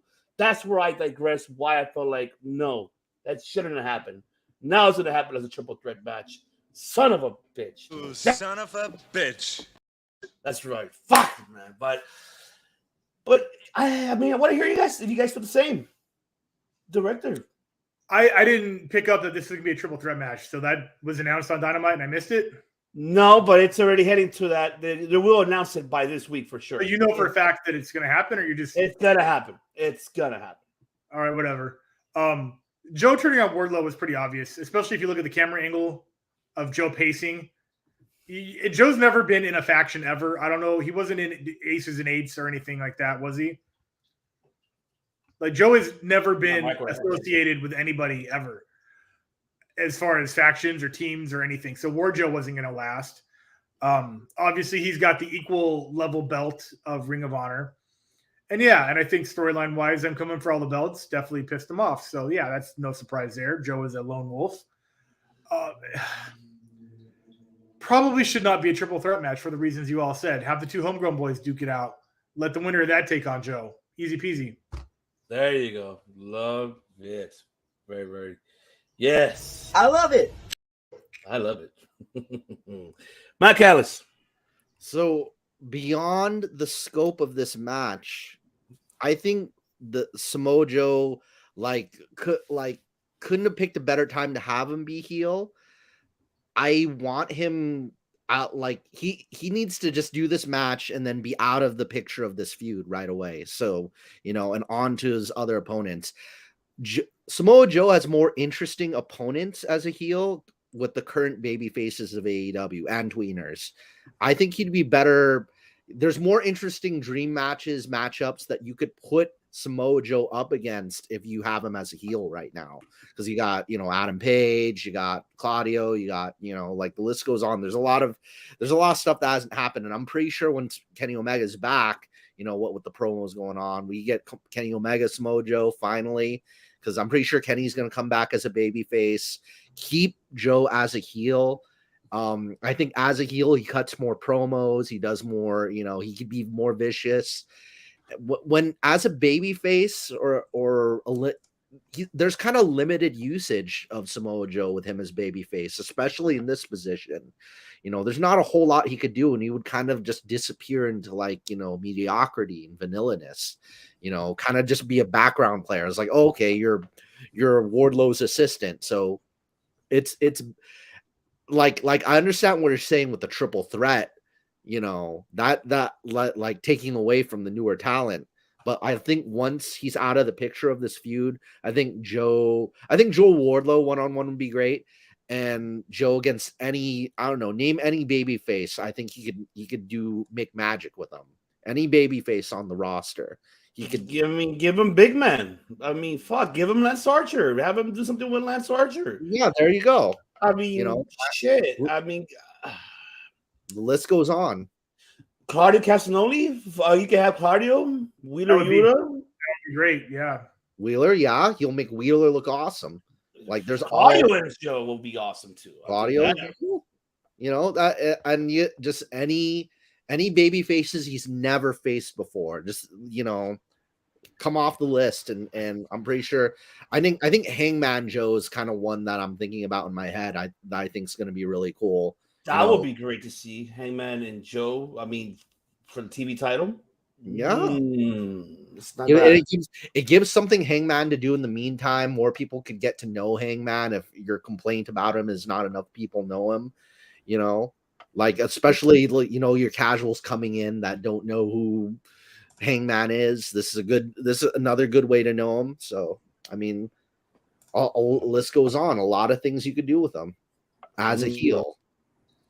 We'll see what happens, man. We'll hopefully we'll get the announcement maybe Friday or by Wednesday, or maybe online they'll announce it. But if it doesn't happen, then I'm happy that at least it'll be a singles. But we'll see. We just have to wait to see when we get there. Hopefully we get the announcement. All right. Want to get into this fucking promo, man, because this is another telling you this was promo night. It was promo night because yes. What a night. Oh, what a night. Saraya, or not Saraya, because I gotta correct myself, because not, I don't want her to fucking know. And Britt Baker. Of course, she has been cleared. She is now cleared. She is now able to perform in the ring. Wonderful. And it is wonderful, Matt Hardy, that's for sure. I think we're all happy. Now, finally, we get this after. She announced it already prior before on the Renee Paquette show, on the session show. She already announced it that she already been cleared, but she was saving for this. So now they announced it. I like the fact she broke down, she cried. I mean, that was real legit fucking tears. I mean, she's been dying to get in the ring, so I'm fucking happy for her. She's gonna get that, that time finally. And I'm excited. I promo both of them hands down really got with each other, especially the fact, how Britt pretty much. I love that Britt. So, well, first of all, you walked in my house, because you were a star somewhere else, but you coming over here knocking on my door. Lady, you can't be, walking in. We go by appointments, bitch. And I'm like, oh, I like that. And the crowd really went crazy for that promo for Britt. I like the promo of, Saraya, her saying she battled her drug addictions in public, her getting hit by a car and still went to go perform. She was a star before even Britt ever became a star. And she was the one that built the revolution, and she was the one that pretty much gave Britt Baker what she is. The only reason why Britt is up there, because everything was handed to her, giving her cutie pies, trainees to squash. So I love the promo from these both ladies, and I am excited to see what the hell they're gonna do on the ring for Full Gear. I like what I see. We see Sarray, the Rampage now. What the fuck was it called in WWE? That finisher? The Page Turner? Yeah, was that it in WWE? Was it called that? Her finisher? That was one of her moves. I think that's what the DDT was. Yeah, right. Yeah, I know that was one. Tequila Sunrise? Or not Tequila Sunrise. What did Conan call it? I don't remember. Conan's finisher. The lift up DDT. Hold on, I'll find out. But yeah, I think that's Page Turner. Yeah, because I've got Google. I forgot what they called it in WWE though, but I know that they called it. It was either Rampage or the Page Turner, but yeah, it's one of those for sure. Well, for here they called it the Rampage, right? Well, we had it called Rampage in WWE too, so that might have been it. Yeah, let's see. They killed that promo. DMD was fire. So I mean, Matt Callis, take it to you. Break it down. What was your thoughts of this promo? I really got to say that tonight that we really have to think about how kind of big a moment this is. Like, I know she did announce it on Renee, but I think witnessing this, it's kind of like we're seeing the other half of the story continue on. Because, I won't mention names, because, he pissed us off, Mr. Chicago. We saw her and Mr. Chicago make their comebacks to the ring when we never thought we would ever see them in the ring again, Cradle DDT, that's what Conan called it, but he was doing it first. Oh, okay. And I remember it. I'm watching the footage of it. It's from her back injury to now. We're seeing really, this is the other half of the story continuing on. This is the second half of like, if they made Fighting for My Family 2, this would be the place where the second movie should start off, maybe, and then have a flashback to the injury retirement. So if they made Fighting for My Family Part 2 AEW production, we're seeing the very beginning of the second movie right in front of our eyes. We're in the movie. Yeah, the comeback. We're in the movie, you guys. We're in the movie. We're part of the movie. This could be in the movie. We're living history. So so we make movies. We make movies. You hit it right up. We make movies. Who knows? Maybe a completely different cast with AEW producing it.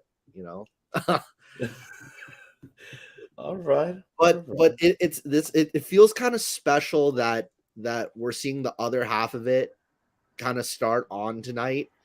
And and another thing is, while I was watching the promo, I actually watched Britt Baker when she was on Anthony Bourdain. So that also kind of felt special as well. Seeing kind of, if you think about it, I don't know if Britt Baker didn't start when Saraya retired. I'm pretty sure they had concurrent, activities and whatnot. She definitely was active throughout her retirement, So there's that. It's so it feels kind of special in a way, just kind of their outside of wrestling activities with the media and, other things, I mean, now I'm thinking of who would play Britt Baker in the movie and stuff like that. This is a good question. Yeah. Jennifer Lawrence. The Hunger Games. Jennifer Lawrence played Britt Baker. Lawrence. I see it. They're like the same age too. They're pretty close. It gotta be the hair. It gotta be the hair. I think that's what it is. It's the hair. They're really close in age. Like we got the real Hunger Games. Like Britt Baker has the Brit Max. Like, hey, Hunger Games are over now. It ain't a game. Oh, director, take it away. I love the crowd. The crowd is 50-50 on this. When Britt was going, they were chanting for Britt. When Paige was going, they were chanting for Paige. They both superstar. Yeah, they both made great points. They got the crowd into it. They kept the crowd divided, and both of their points of view were Paige made a name for herself in the history of the world. Britt Baker made a name for herself alone in AEW. So the points were both efficient.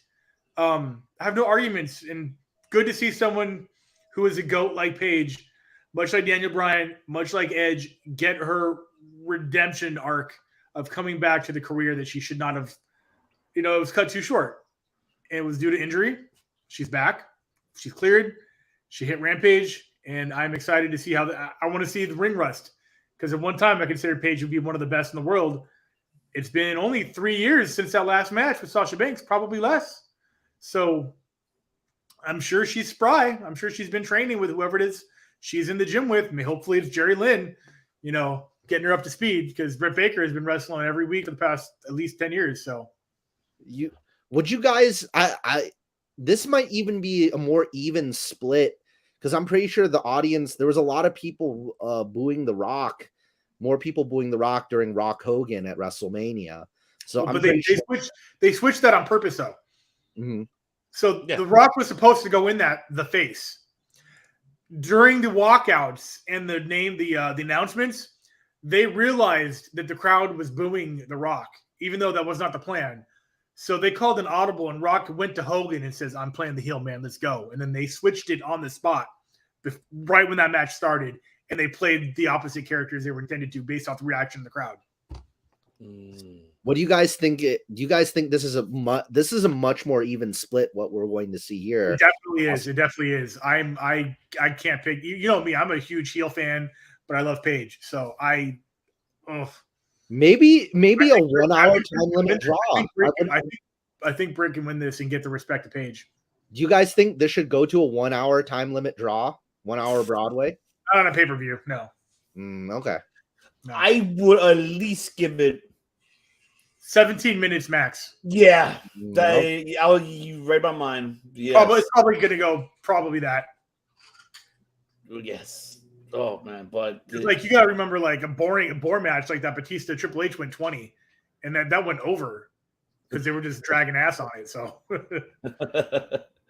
oh right, but let's move on. Of course, they added this filler. I think for me, of course, Trent. Trent Beretta, ladies and gentlemen, Trent Beretta, and of course Jay Lethal. Of course, we did see the little backstage. Little segment, of course. Hey, you scumbag! What do you call him? That was the highlight of the segment of the match and the segment together. Everybody from Best Friends interrupting and just saying, "Yeah, we want to fight." Like, what are you guys coming out? You want to fight? Yeah, we want to fight. Let's go fight. And that was it. It was literally how it should be. Like, that's how. If you were in a bar and you walked up to someone to fight them, you wouldn't cut a promo. You would be like, "Hey, let's step outside." It wouldn't be like, "Hey, so on this day when you came out, there was this time we should probably know. It's let's fight." And I love that even Orange Cassidy had some words, and those words were "let's fight." Okay. Trent even just said, "Yeah, I want to fight." Like, you guessed right. Let's do this match tonight. Let's go. Like it wasn't the comedy gimmick at all. I love it. I can tell you that promo was very oozy. It was very oozy, that's for sure. Oh, but I loved it. And then, of course, we did get Beretta versus Lethal during the matchup, and Lethal with the win. I liked how Lethal right away attacked Beretta's knee. Braddock can still go, man. Even though he's been injury prone, he scares me sometimes. I'm like, man, you just had your neck fusion. You know, it's like you gotta be careful, Braddock, man, taking all those moves. But Braddock can still go, man. I love Trent. He still has it.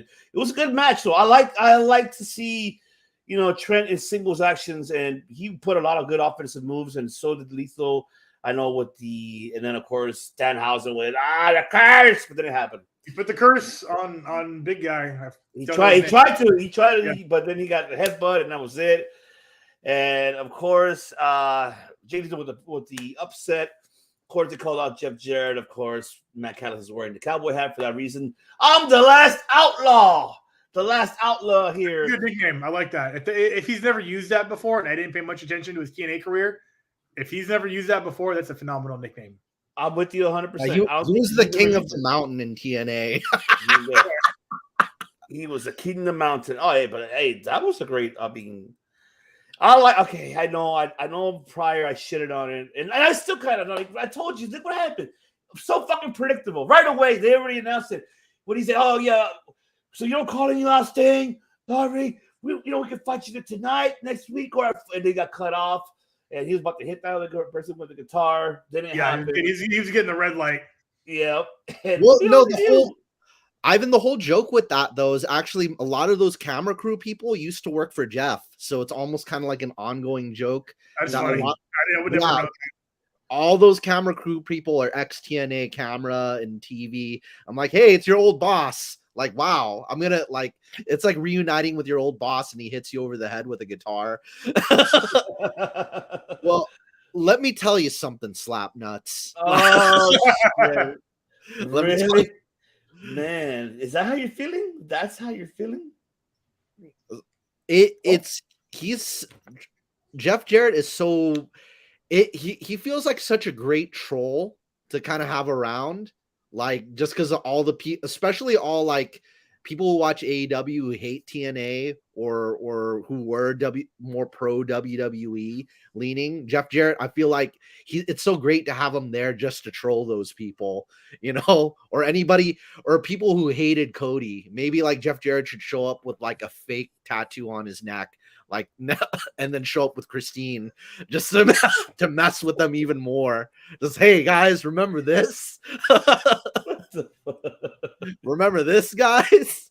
Maybe have some dude who looks like Vince Russo show up with them. This is Justin Musso right here.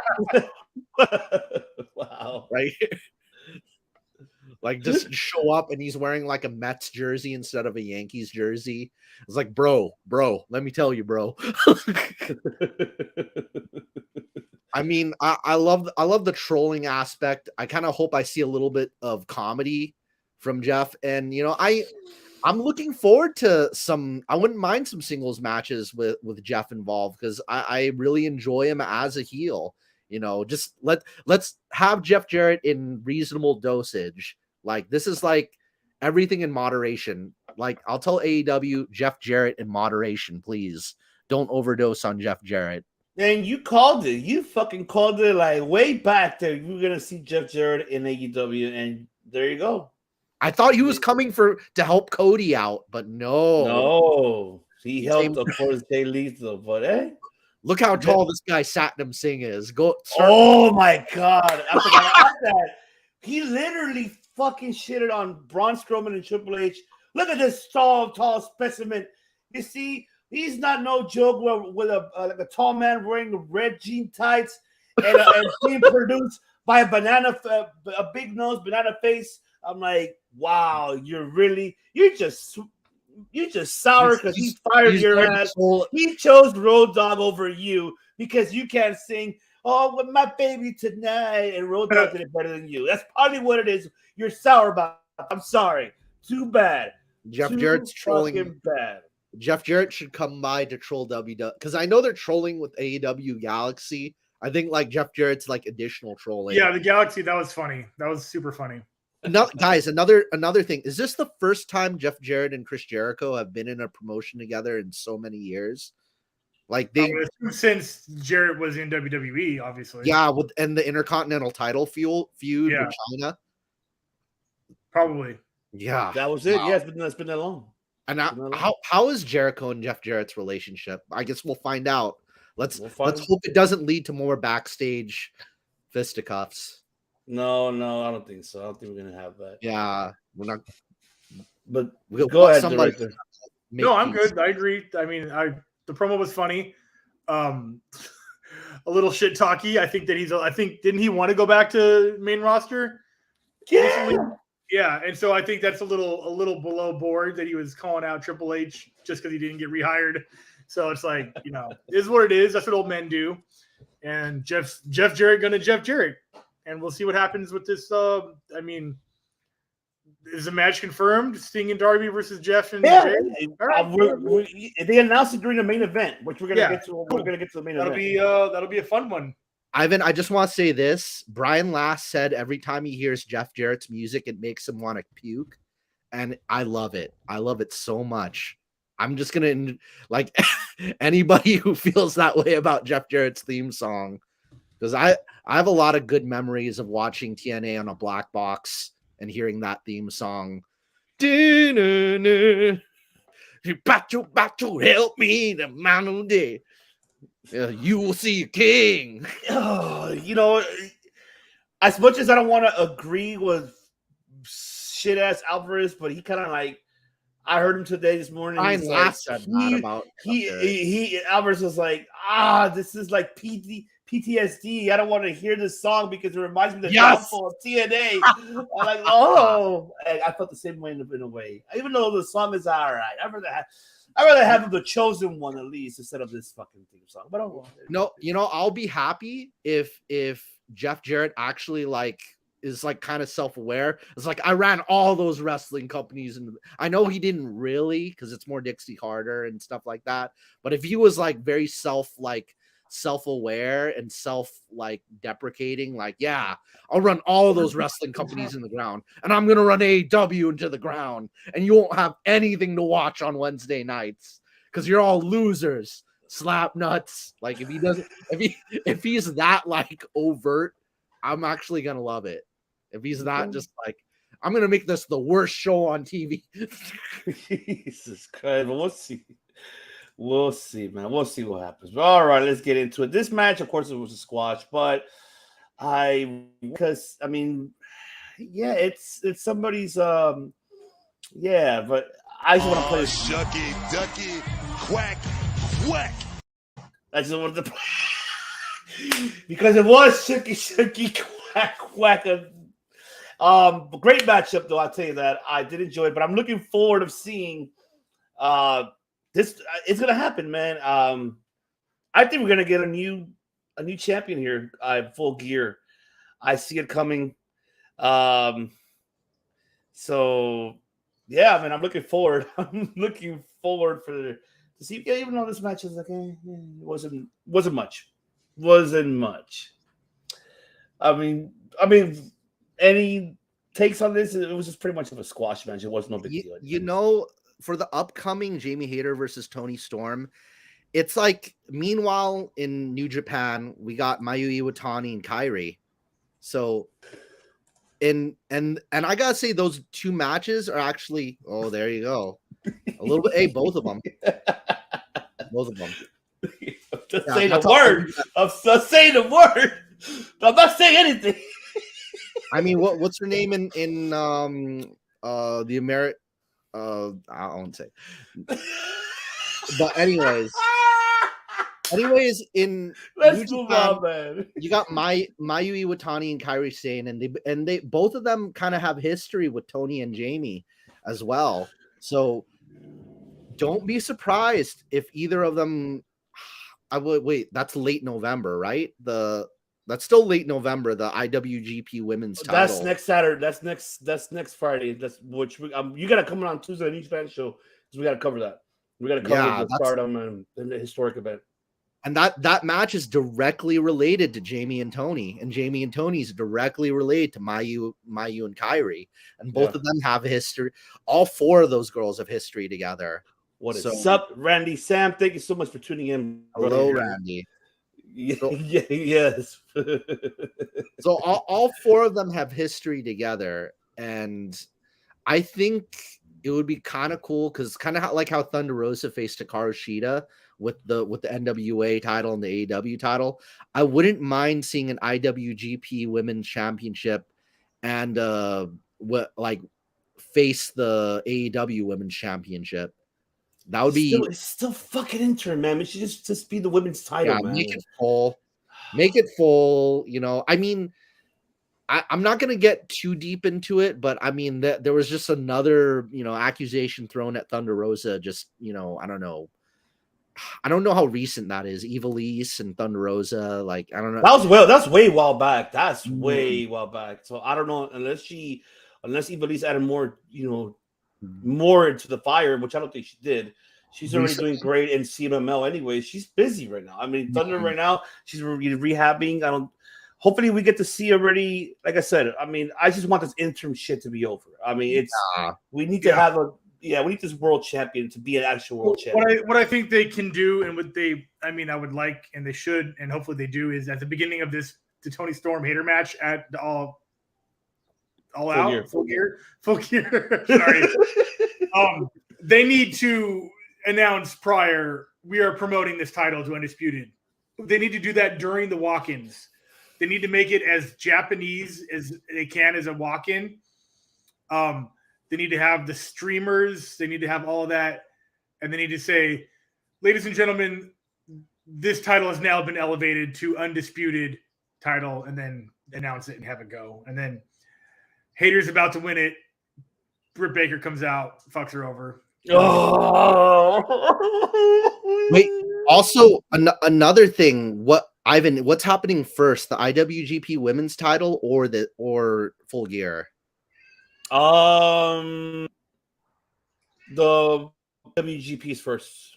Yeah. Wait, no, hold on. I'll tell you right now. I have to schedule. I have the bear with me here. Bear with me. I'll say if the IWGP Women's titles before this match, maybe you could have either Mayu or Kairi sitting in the audience watching, and if Britt Baker interferes, like Chris says, who makes the save but either Mayu or Kairi? Because once again, she's got history with Tony and history with Jamie, both of them. So that would be a great tie-in. That would be such a perfect tie-in, especially since it seems like the IWGP Women's title is going to be more defended in the USA than it's going to be in Japan. From the look of it, because Mayu and Kairi are more with Stardom than I don't know how much they're gonna. Whoever wins that title is gonna do more stuff in the U.S. than in Japan. So I think one of them could be sitting in the audience. Like, okay, now I know. Looks like it's gonna be the AEW's first, and then AEW. Wait, no. Sorry. Fuck, I always forget that they're Atlantic, I believe. So no, New Japan is first. Midnight going Friday, Saturday midnight. So New Japan is first. Okay. Yes, so they're first. Oh yeah, I hope Jamie take out the belts. AK. Oh, bring it back. Okay, the Berg. Okay, all right. All right, like that. All right, let's move on to the main event of the evening, ladies and gentlemen. The main event. How director would say, Daniel Bryanson.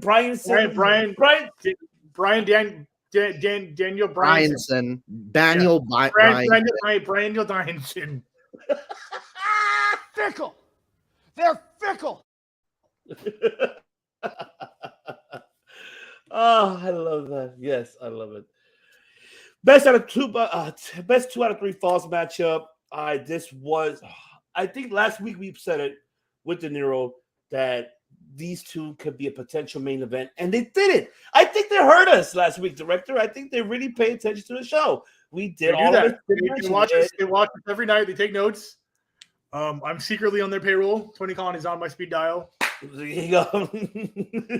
Yes, he is. Yes, he is. And of course, we got this great main event. I think this was awesome. It was great at the beginning how Sammy literally purposely got disqualified and really beat the shit out of Bryan Danielson and throwing him with the chair. I was scared because of that chair. almost hit him right. Remember, you got to be careful here too, Brian. So I'm glad that at least he put the hands up a little bit. I like how he took the mic, and I didn't hear what he said on the mic. I don't know if you guys did because I didn't catch it, but he was pummeling with the mic. He said something, and then right after, we got the action going in the ring, and then that's when Sammy got the second pinfall, hitting his Sammy Guevara KO. I don't know what's it called.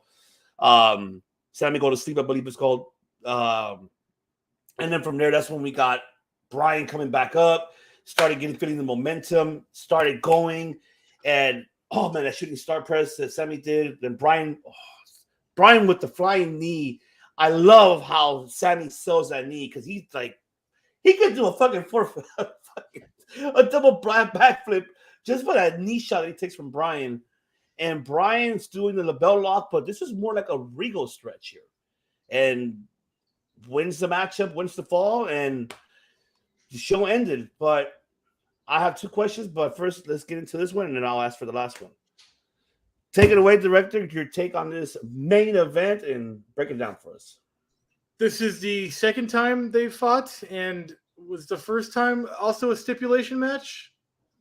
Or no, it was just a one fall, one count? Fall. Yeah. Cool. Yeah. Daniel Bryanson deserves to never lose in a singles match, probably for the next 6 years. And it certainly wouldn't be to Sammy right now. But I like that they're not protecting Daniel Bryan. They're not protecting him. He doesn't need protection. He's as good as his win-loss record is. He can lose some tag matches. Wheeler could take the fall, whatever the fuck. But I like that they are keeping the legitimacy of a former world champ from a major wrestling company with that same stigma, that same machismo.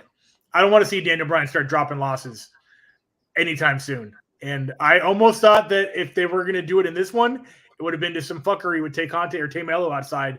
That DQ giving up the first loss, that was clever. Sammy was like, as long as I lose one and I can DQ myself and just beat the shit out of him for the next two, that would have made some sense. I would have liked that. Would have been a protected loss. I would have not hurt Daniel's career. But no, a good match. Yeah, they can go. Daniel makes everyone look great, and Sammy's already on his way to greatness, so I enjoyed the match itself. Awesome. And it was good to go out on a match that was not like a go-home match for something. Like, they're not wrestling in full gear, I don't think. Well, we're going to get into that. I'm gonna ask you a question about I don't know what the storyline. We're going to get, like, Wheeler Yuta versus Sammy Guevara in full gear? That would be fucking sweet. I would love that. That would be the shit. We're gonna get to it in a moment. That's my thoughts. It was a 4.5 TV star match. Awesome, love it. 4.5 beers, ladies and gentlemen. 4.5 beers. 4.5 beers, 4.5 waters, 4.5 coffees. Director's coffee, the strongest coffee in the world, ladies and gentlemen. Get some Wired. That's right, Wired. And speaking of coffee, don't forget to get coffee mugs, ladies and gentlemen. Right on our merchandise, Circle the Big coffee mugs. Get them right now. You need them. It's right there. Go to our link tree. Get your merch. There you have it. Fresh, hot off the presses. Get them. Yes, it is. Good shit. But yes, Matt Cal, let's take it away. So I'm going to say they had to find a way to make Sammy Guevara look strong without Bryan Danielson losing. So this 2 out of 3 falls match is a good way to do it. Is probably whoever was in creative, like, okay, Sammy needs to be believable as somebody who could beat him, so he could get one fall over him, but Danielson could still win in the end.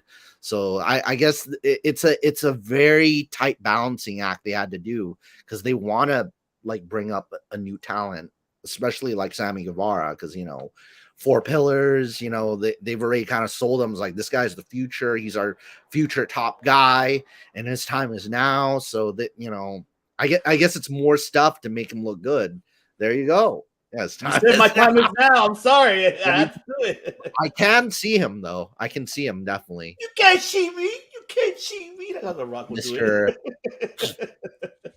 His time definitely is now. So,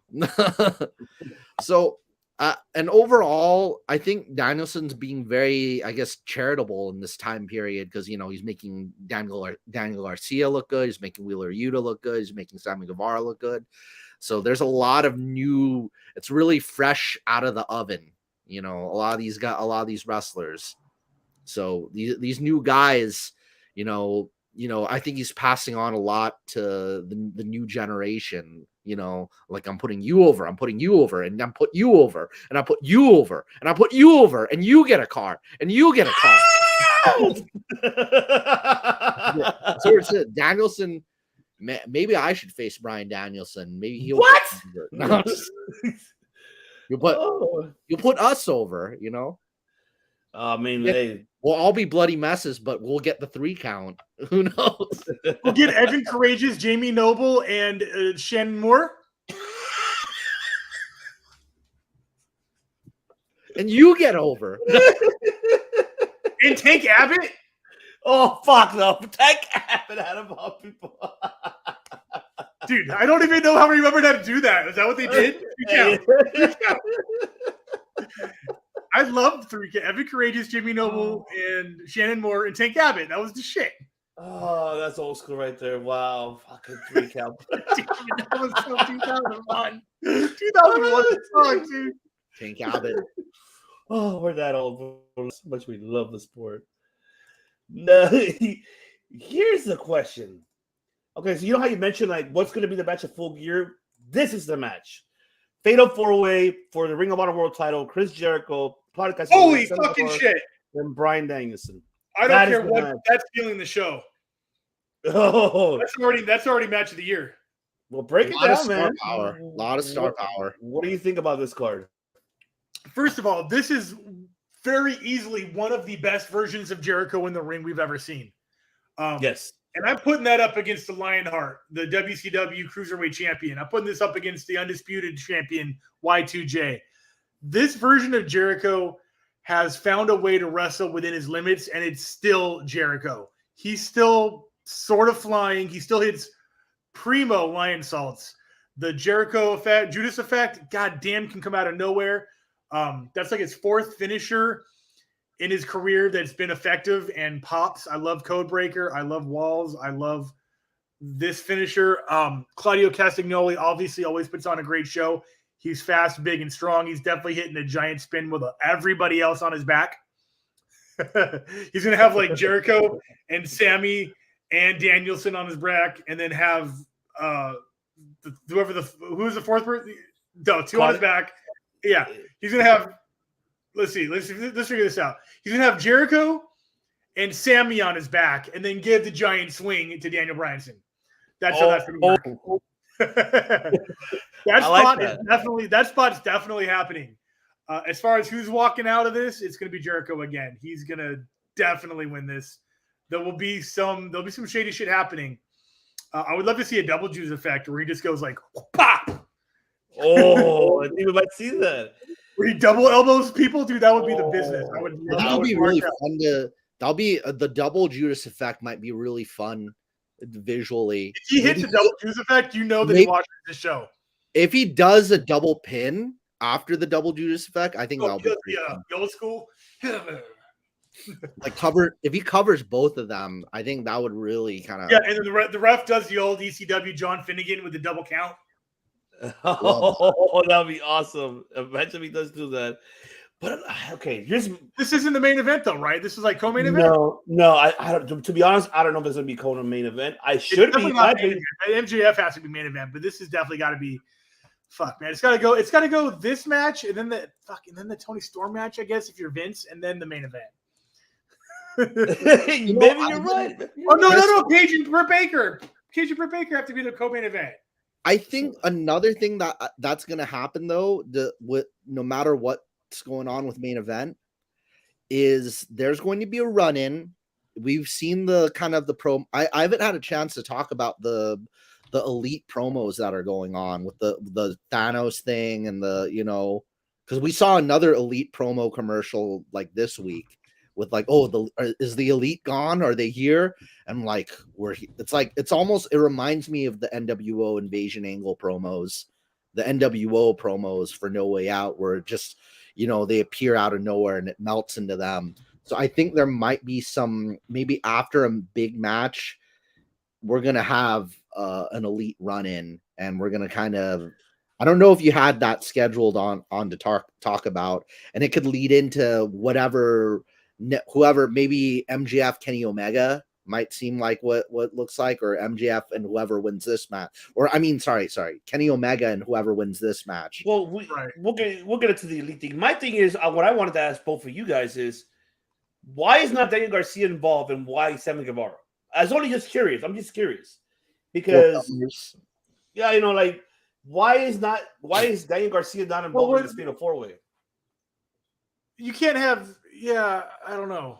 I mean, you have two Jazz members. You're not going to have Sammy fighting. You're not going to have. It's a 4-way. So Sammy could beat up Jericho, but that's not going to happen. So that it did. But then also, Claudio's in the Blackpool Club with Danielson. It's not a tag match. It's built like a tag match. That's what I'm telling you. I don't know how that's going to work. I'm trying to understand the Fatal 4-Way. So crazy. I can spend more time talking about this match, and I'm not going to, than the main event. There's so many dynamics happening here.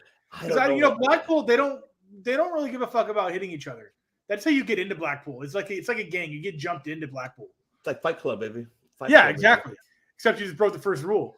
And so as far as Sammy and Jericho goes, it's basically 2-on-1, essentially. Okay. I mean, and I guess for Dynamite, just the last thing for Dynamite is, I guess the elite, very cool. The vignettes looks like they're coming. They're coming to Full Gear with this, the clips. I don't know if you guys saw the last little vignette. He put all the pictures from the old school. You had Kevin Steen. You had Adam Cole. You have, of course, Fergalicious there. And you had everybody else coming out. Dave fucking Seltzer, unfortunately, and everybody else. And then, boom, the New York, the whole Full Gear, promo.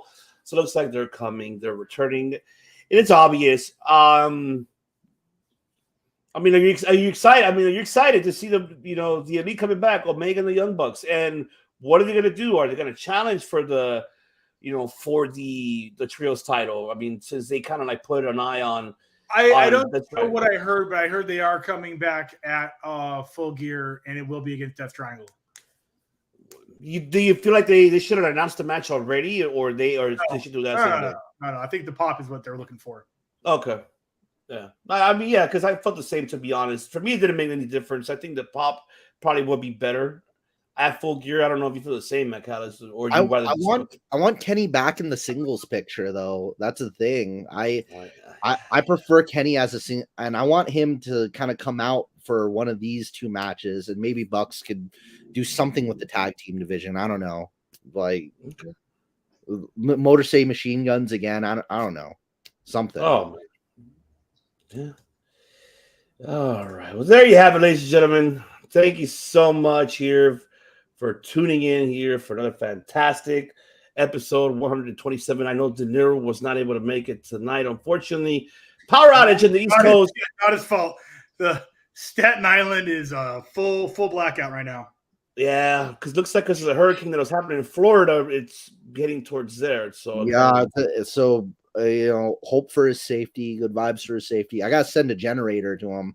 Mm-hmm. That Foo Fighters song. He can't answer the door if the power's off. He lives on the 13th floor of an apartment complex. I'll come in there with my helicopter. You're gonna golden belly it. Yeah, I'm gonna launch that generator into his apartment from my helicopter. And a care package for the fam.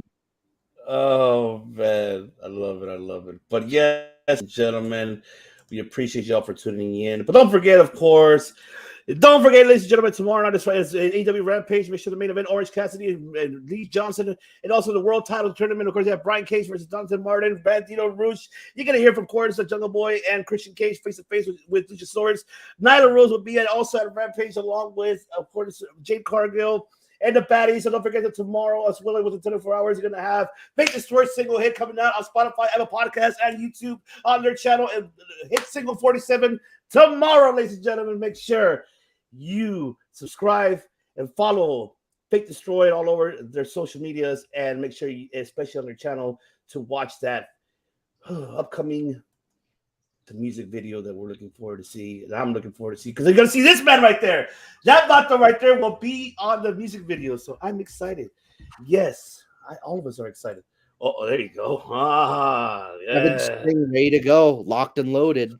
Oh yeah, it's ready to go. Is that sweatband or is that a Jimmy clip? That is a hairband. It's a scrunchie. Oh, because they have this thing called the Jimmy clip that kind of does what the scrunchie does now, but it's like, I don't know, it's salt. It does other things. I don't know what else. Ooh. Ooh. The Jimmy. Very.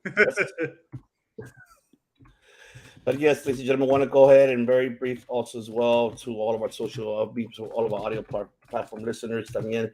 Saludos a toda Latinoamérica, México, El Salvador, Nicaragua, Colombia, Venezuela, Italia. Gracias por escucharnos. Y gracias a todos por aquí escuchar el Histórico Debate. No se olvide para suscribir y seguirnos aquí en nuestro canal de YouTube.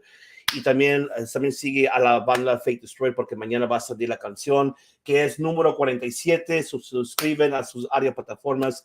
Búsquenos en nuestro Linktree para buscar a Fate Destroy para escuchar la canción que va a ser bien padre, que lo tienen que escuchar. Todos que les gustan heavy metal y rock, que les gustan, eso lo tienen que escuchar y suscriben a Fate Destroy, señoras y señores.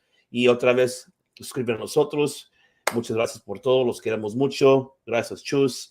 Of course, European listeners all out there. Of course, we have Belgium, Switzerland, UK, of course, Canada, Sweden, Ukraine. Man, we're having a lot of new audio European listeners out there. Thank you for everybody. And guten Tag, we get the steers. Chus, ladies and gentlemen. Vietnam is now our new listeners. Tanzania is our new listeners. Fiji, the Philippines, of course. Thank you guys for listening. Brazil, shout out to Brazil as well for also listening to us on our MMA podcast. You're the ones that keeps it going for the MMA show. So thank you so much. Our Brazil. MMA podcast is big in Brazil. That's a huge feather in our cap. Yes, it is. It really, really is, and I'm really stoked. I'm excited that it's continuing to grow and grow more, and I'm happy. And we have, Matt, you want to break it down in Philippines? Oh yeah, maraming salamat for everybody in the Philippines tuning in. I'll plug this. I got my YouTube channel, MGC Universe. I got my video about Leia Dizon and Kreisha Chu. And, I talk about, music industry stuff and concerning the Asian music industry. I got a new video that I'm making soon about Miyavi and Sugizo and Hyde from Larkin Seal and forgot who was on drums, but it's a new video about the new super band, The Last Rock Stars. It's like Skin without Gact. So it's about the new Japanese rock supergroup, and I've got a YouTube video coming out about that soon. So, and much love to you guys who follow us all on social media. Thank you for everything you do, and thank you for your patronage. And shout out to Australia, especially shout out to Australia. We hit the top 20 on the Chartable marks, and we appreciate you guys to have us up there. The top 20 in Australia. Thank you, Australia. Thank you, Perth. Thank you, Melbourne. Thank you, Sydney. Thank you, New South Wales, Tasmania, the Outback, Port Arthur, Hobart, Gold Coast, Auckland, Christchurch, the Great Coral Reef, the Marianas Trench, and shout out to Ireland too. Ireland. Dublin, Belfast, Cork County, yeah. Canada, Fiji. Jesus, we have so many here. India is where my mistake. Guam? We got anybody in Guam? Let me see here. Give me a Guam. We have Estonia. So that's definitely not Guam, but I'll take it. No, but Estonia, the Guam of Europe. It's pretty far. I think it's equally as far from Los Angeles as Estonia and Guam are both equally as far from Los Angeles. Probably. Estonia is like right next to between Ukraine and Russia. I don't know. It's above Lithuania. There you go. And it's really close to St. Petersburg. And the other one is in the middle of the Pacific Ocean. Awesome. Love it. There you have it, ladies and gentlemen. Thank you so much. It's the host, Stevie's 1C. And of course, me, the director, the host with the most coast to coast, the one and only Mr. 47 himself with the hit single tomorrow. Make sure you follow Fate Destroyed. Mr. 47 and Mr. 69. And Ivan, your number, what's your lucky number? I I mean, I don't know. 777. 876. I guess 5, 4, 3, 2, 1. Bam. I don't know. Yeah, there we go. I don't have a lucky number, but you guys are my lucky numbers. So there you go. There you go. 33. Yes. But of course, shout out to of course De Niro once again. I gotta do this one more time before we go because I know he's not here. Once again, I know I'm taking forever, but I do apologize. Once again, make sure for all you men, women out there, especially men, for the holidays coming up, you want to buy something for your vato or anything, make sure you go to manscaped.com, get your merch off, DeLorean, promo code 20% off on all the DeLorean merch, Manscaped merchandise, promo code DeLorean, and put that on capitalization, DeLorean, 20% off. Okay, do not forget, ladies and gentlemen. And once again, we thank you so much for tuning in. COD, Fake Destroy League, everyone, the rest of DeLorean, they don't do just podcasts. Let them know, Matt, what the fuck do we do on COD? We do not make podcasts. We make history, slap nuts. Let's go. Did you do? Goodbye. Mwah. And good night. Oh my God, it's so great. Bang! Yes!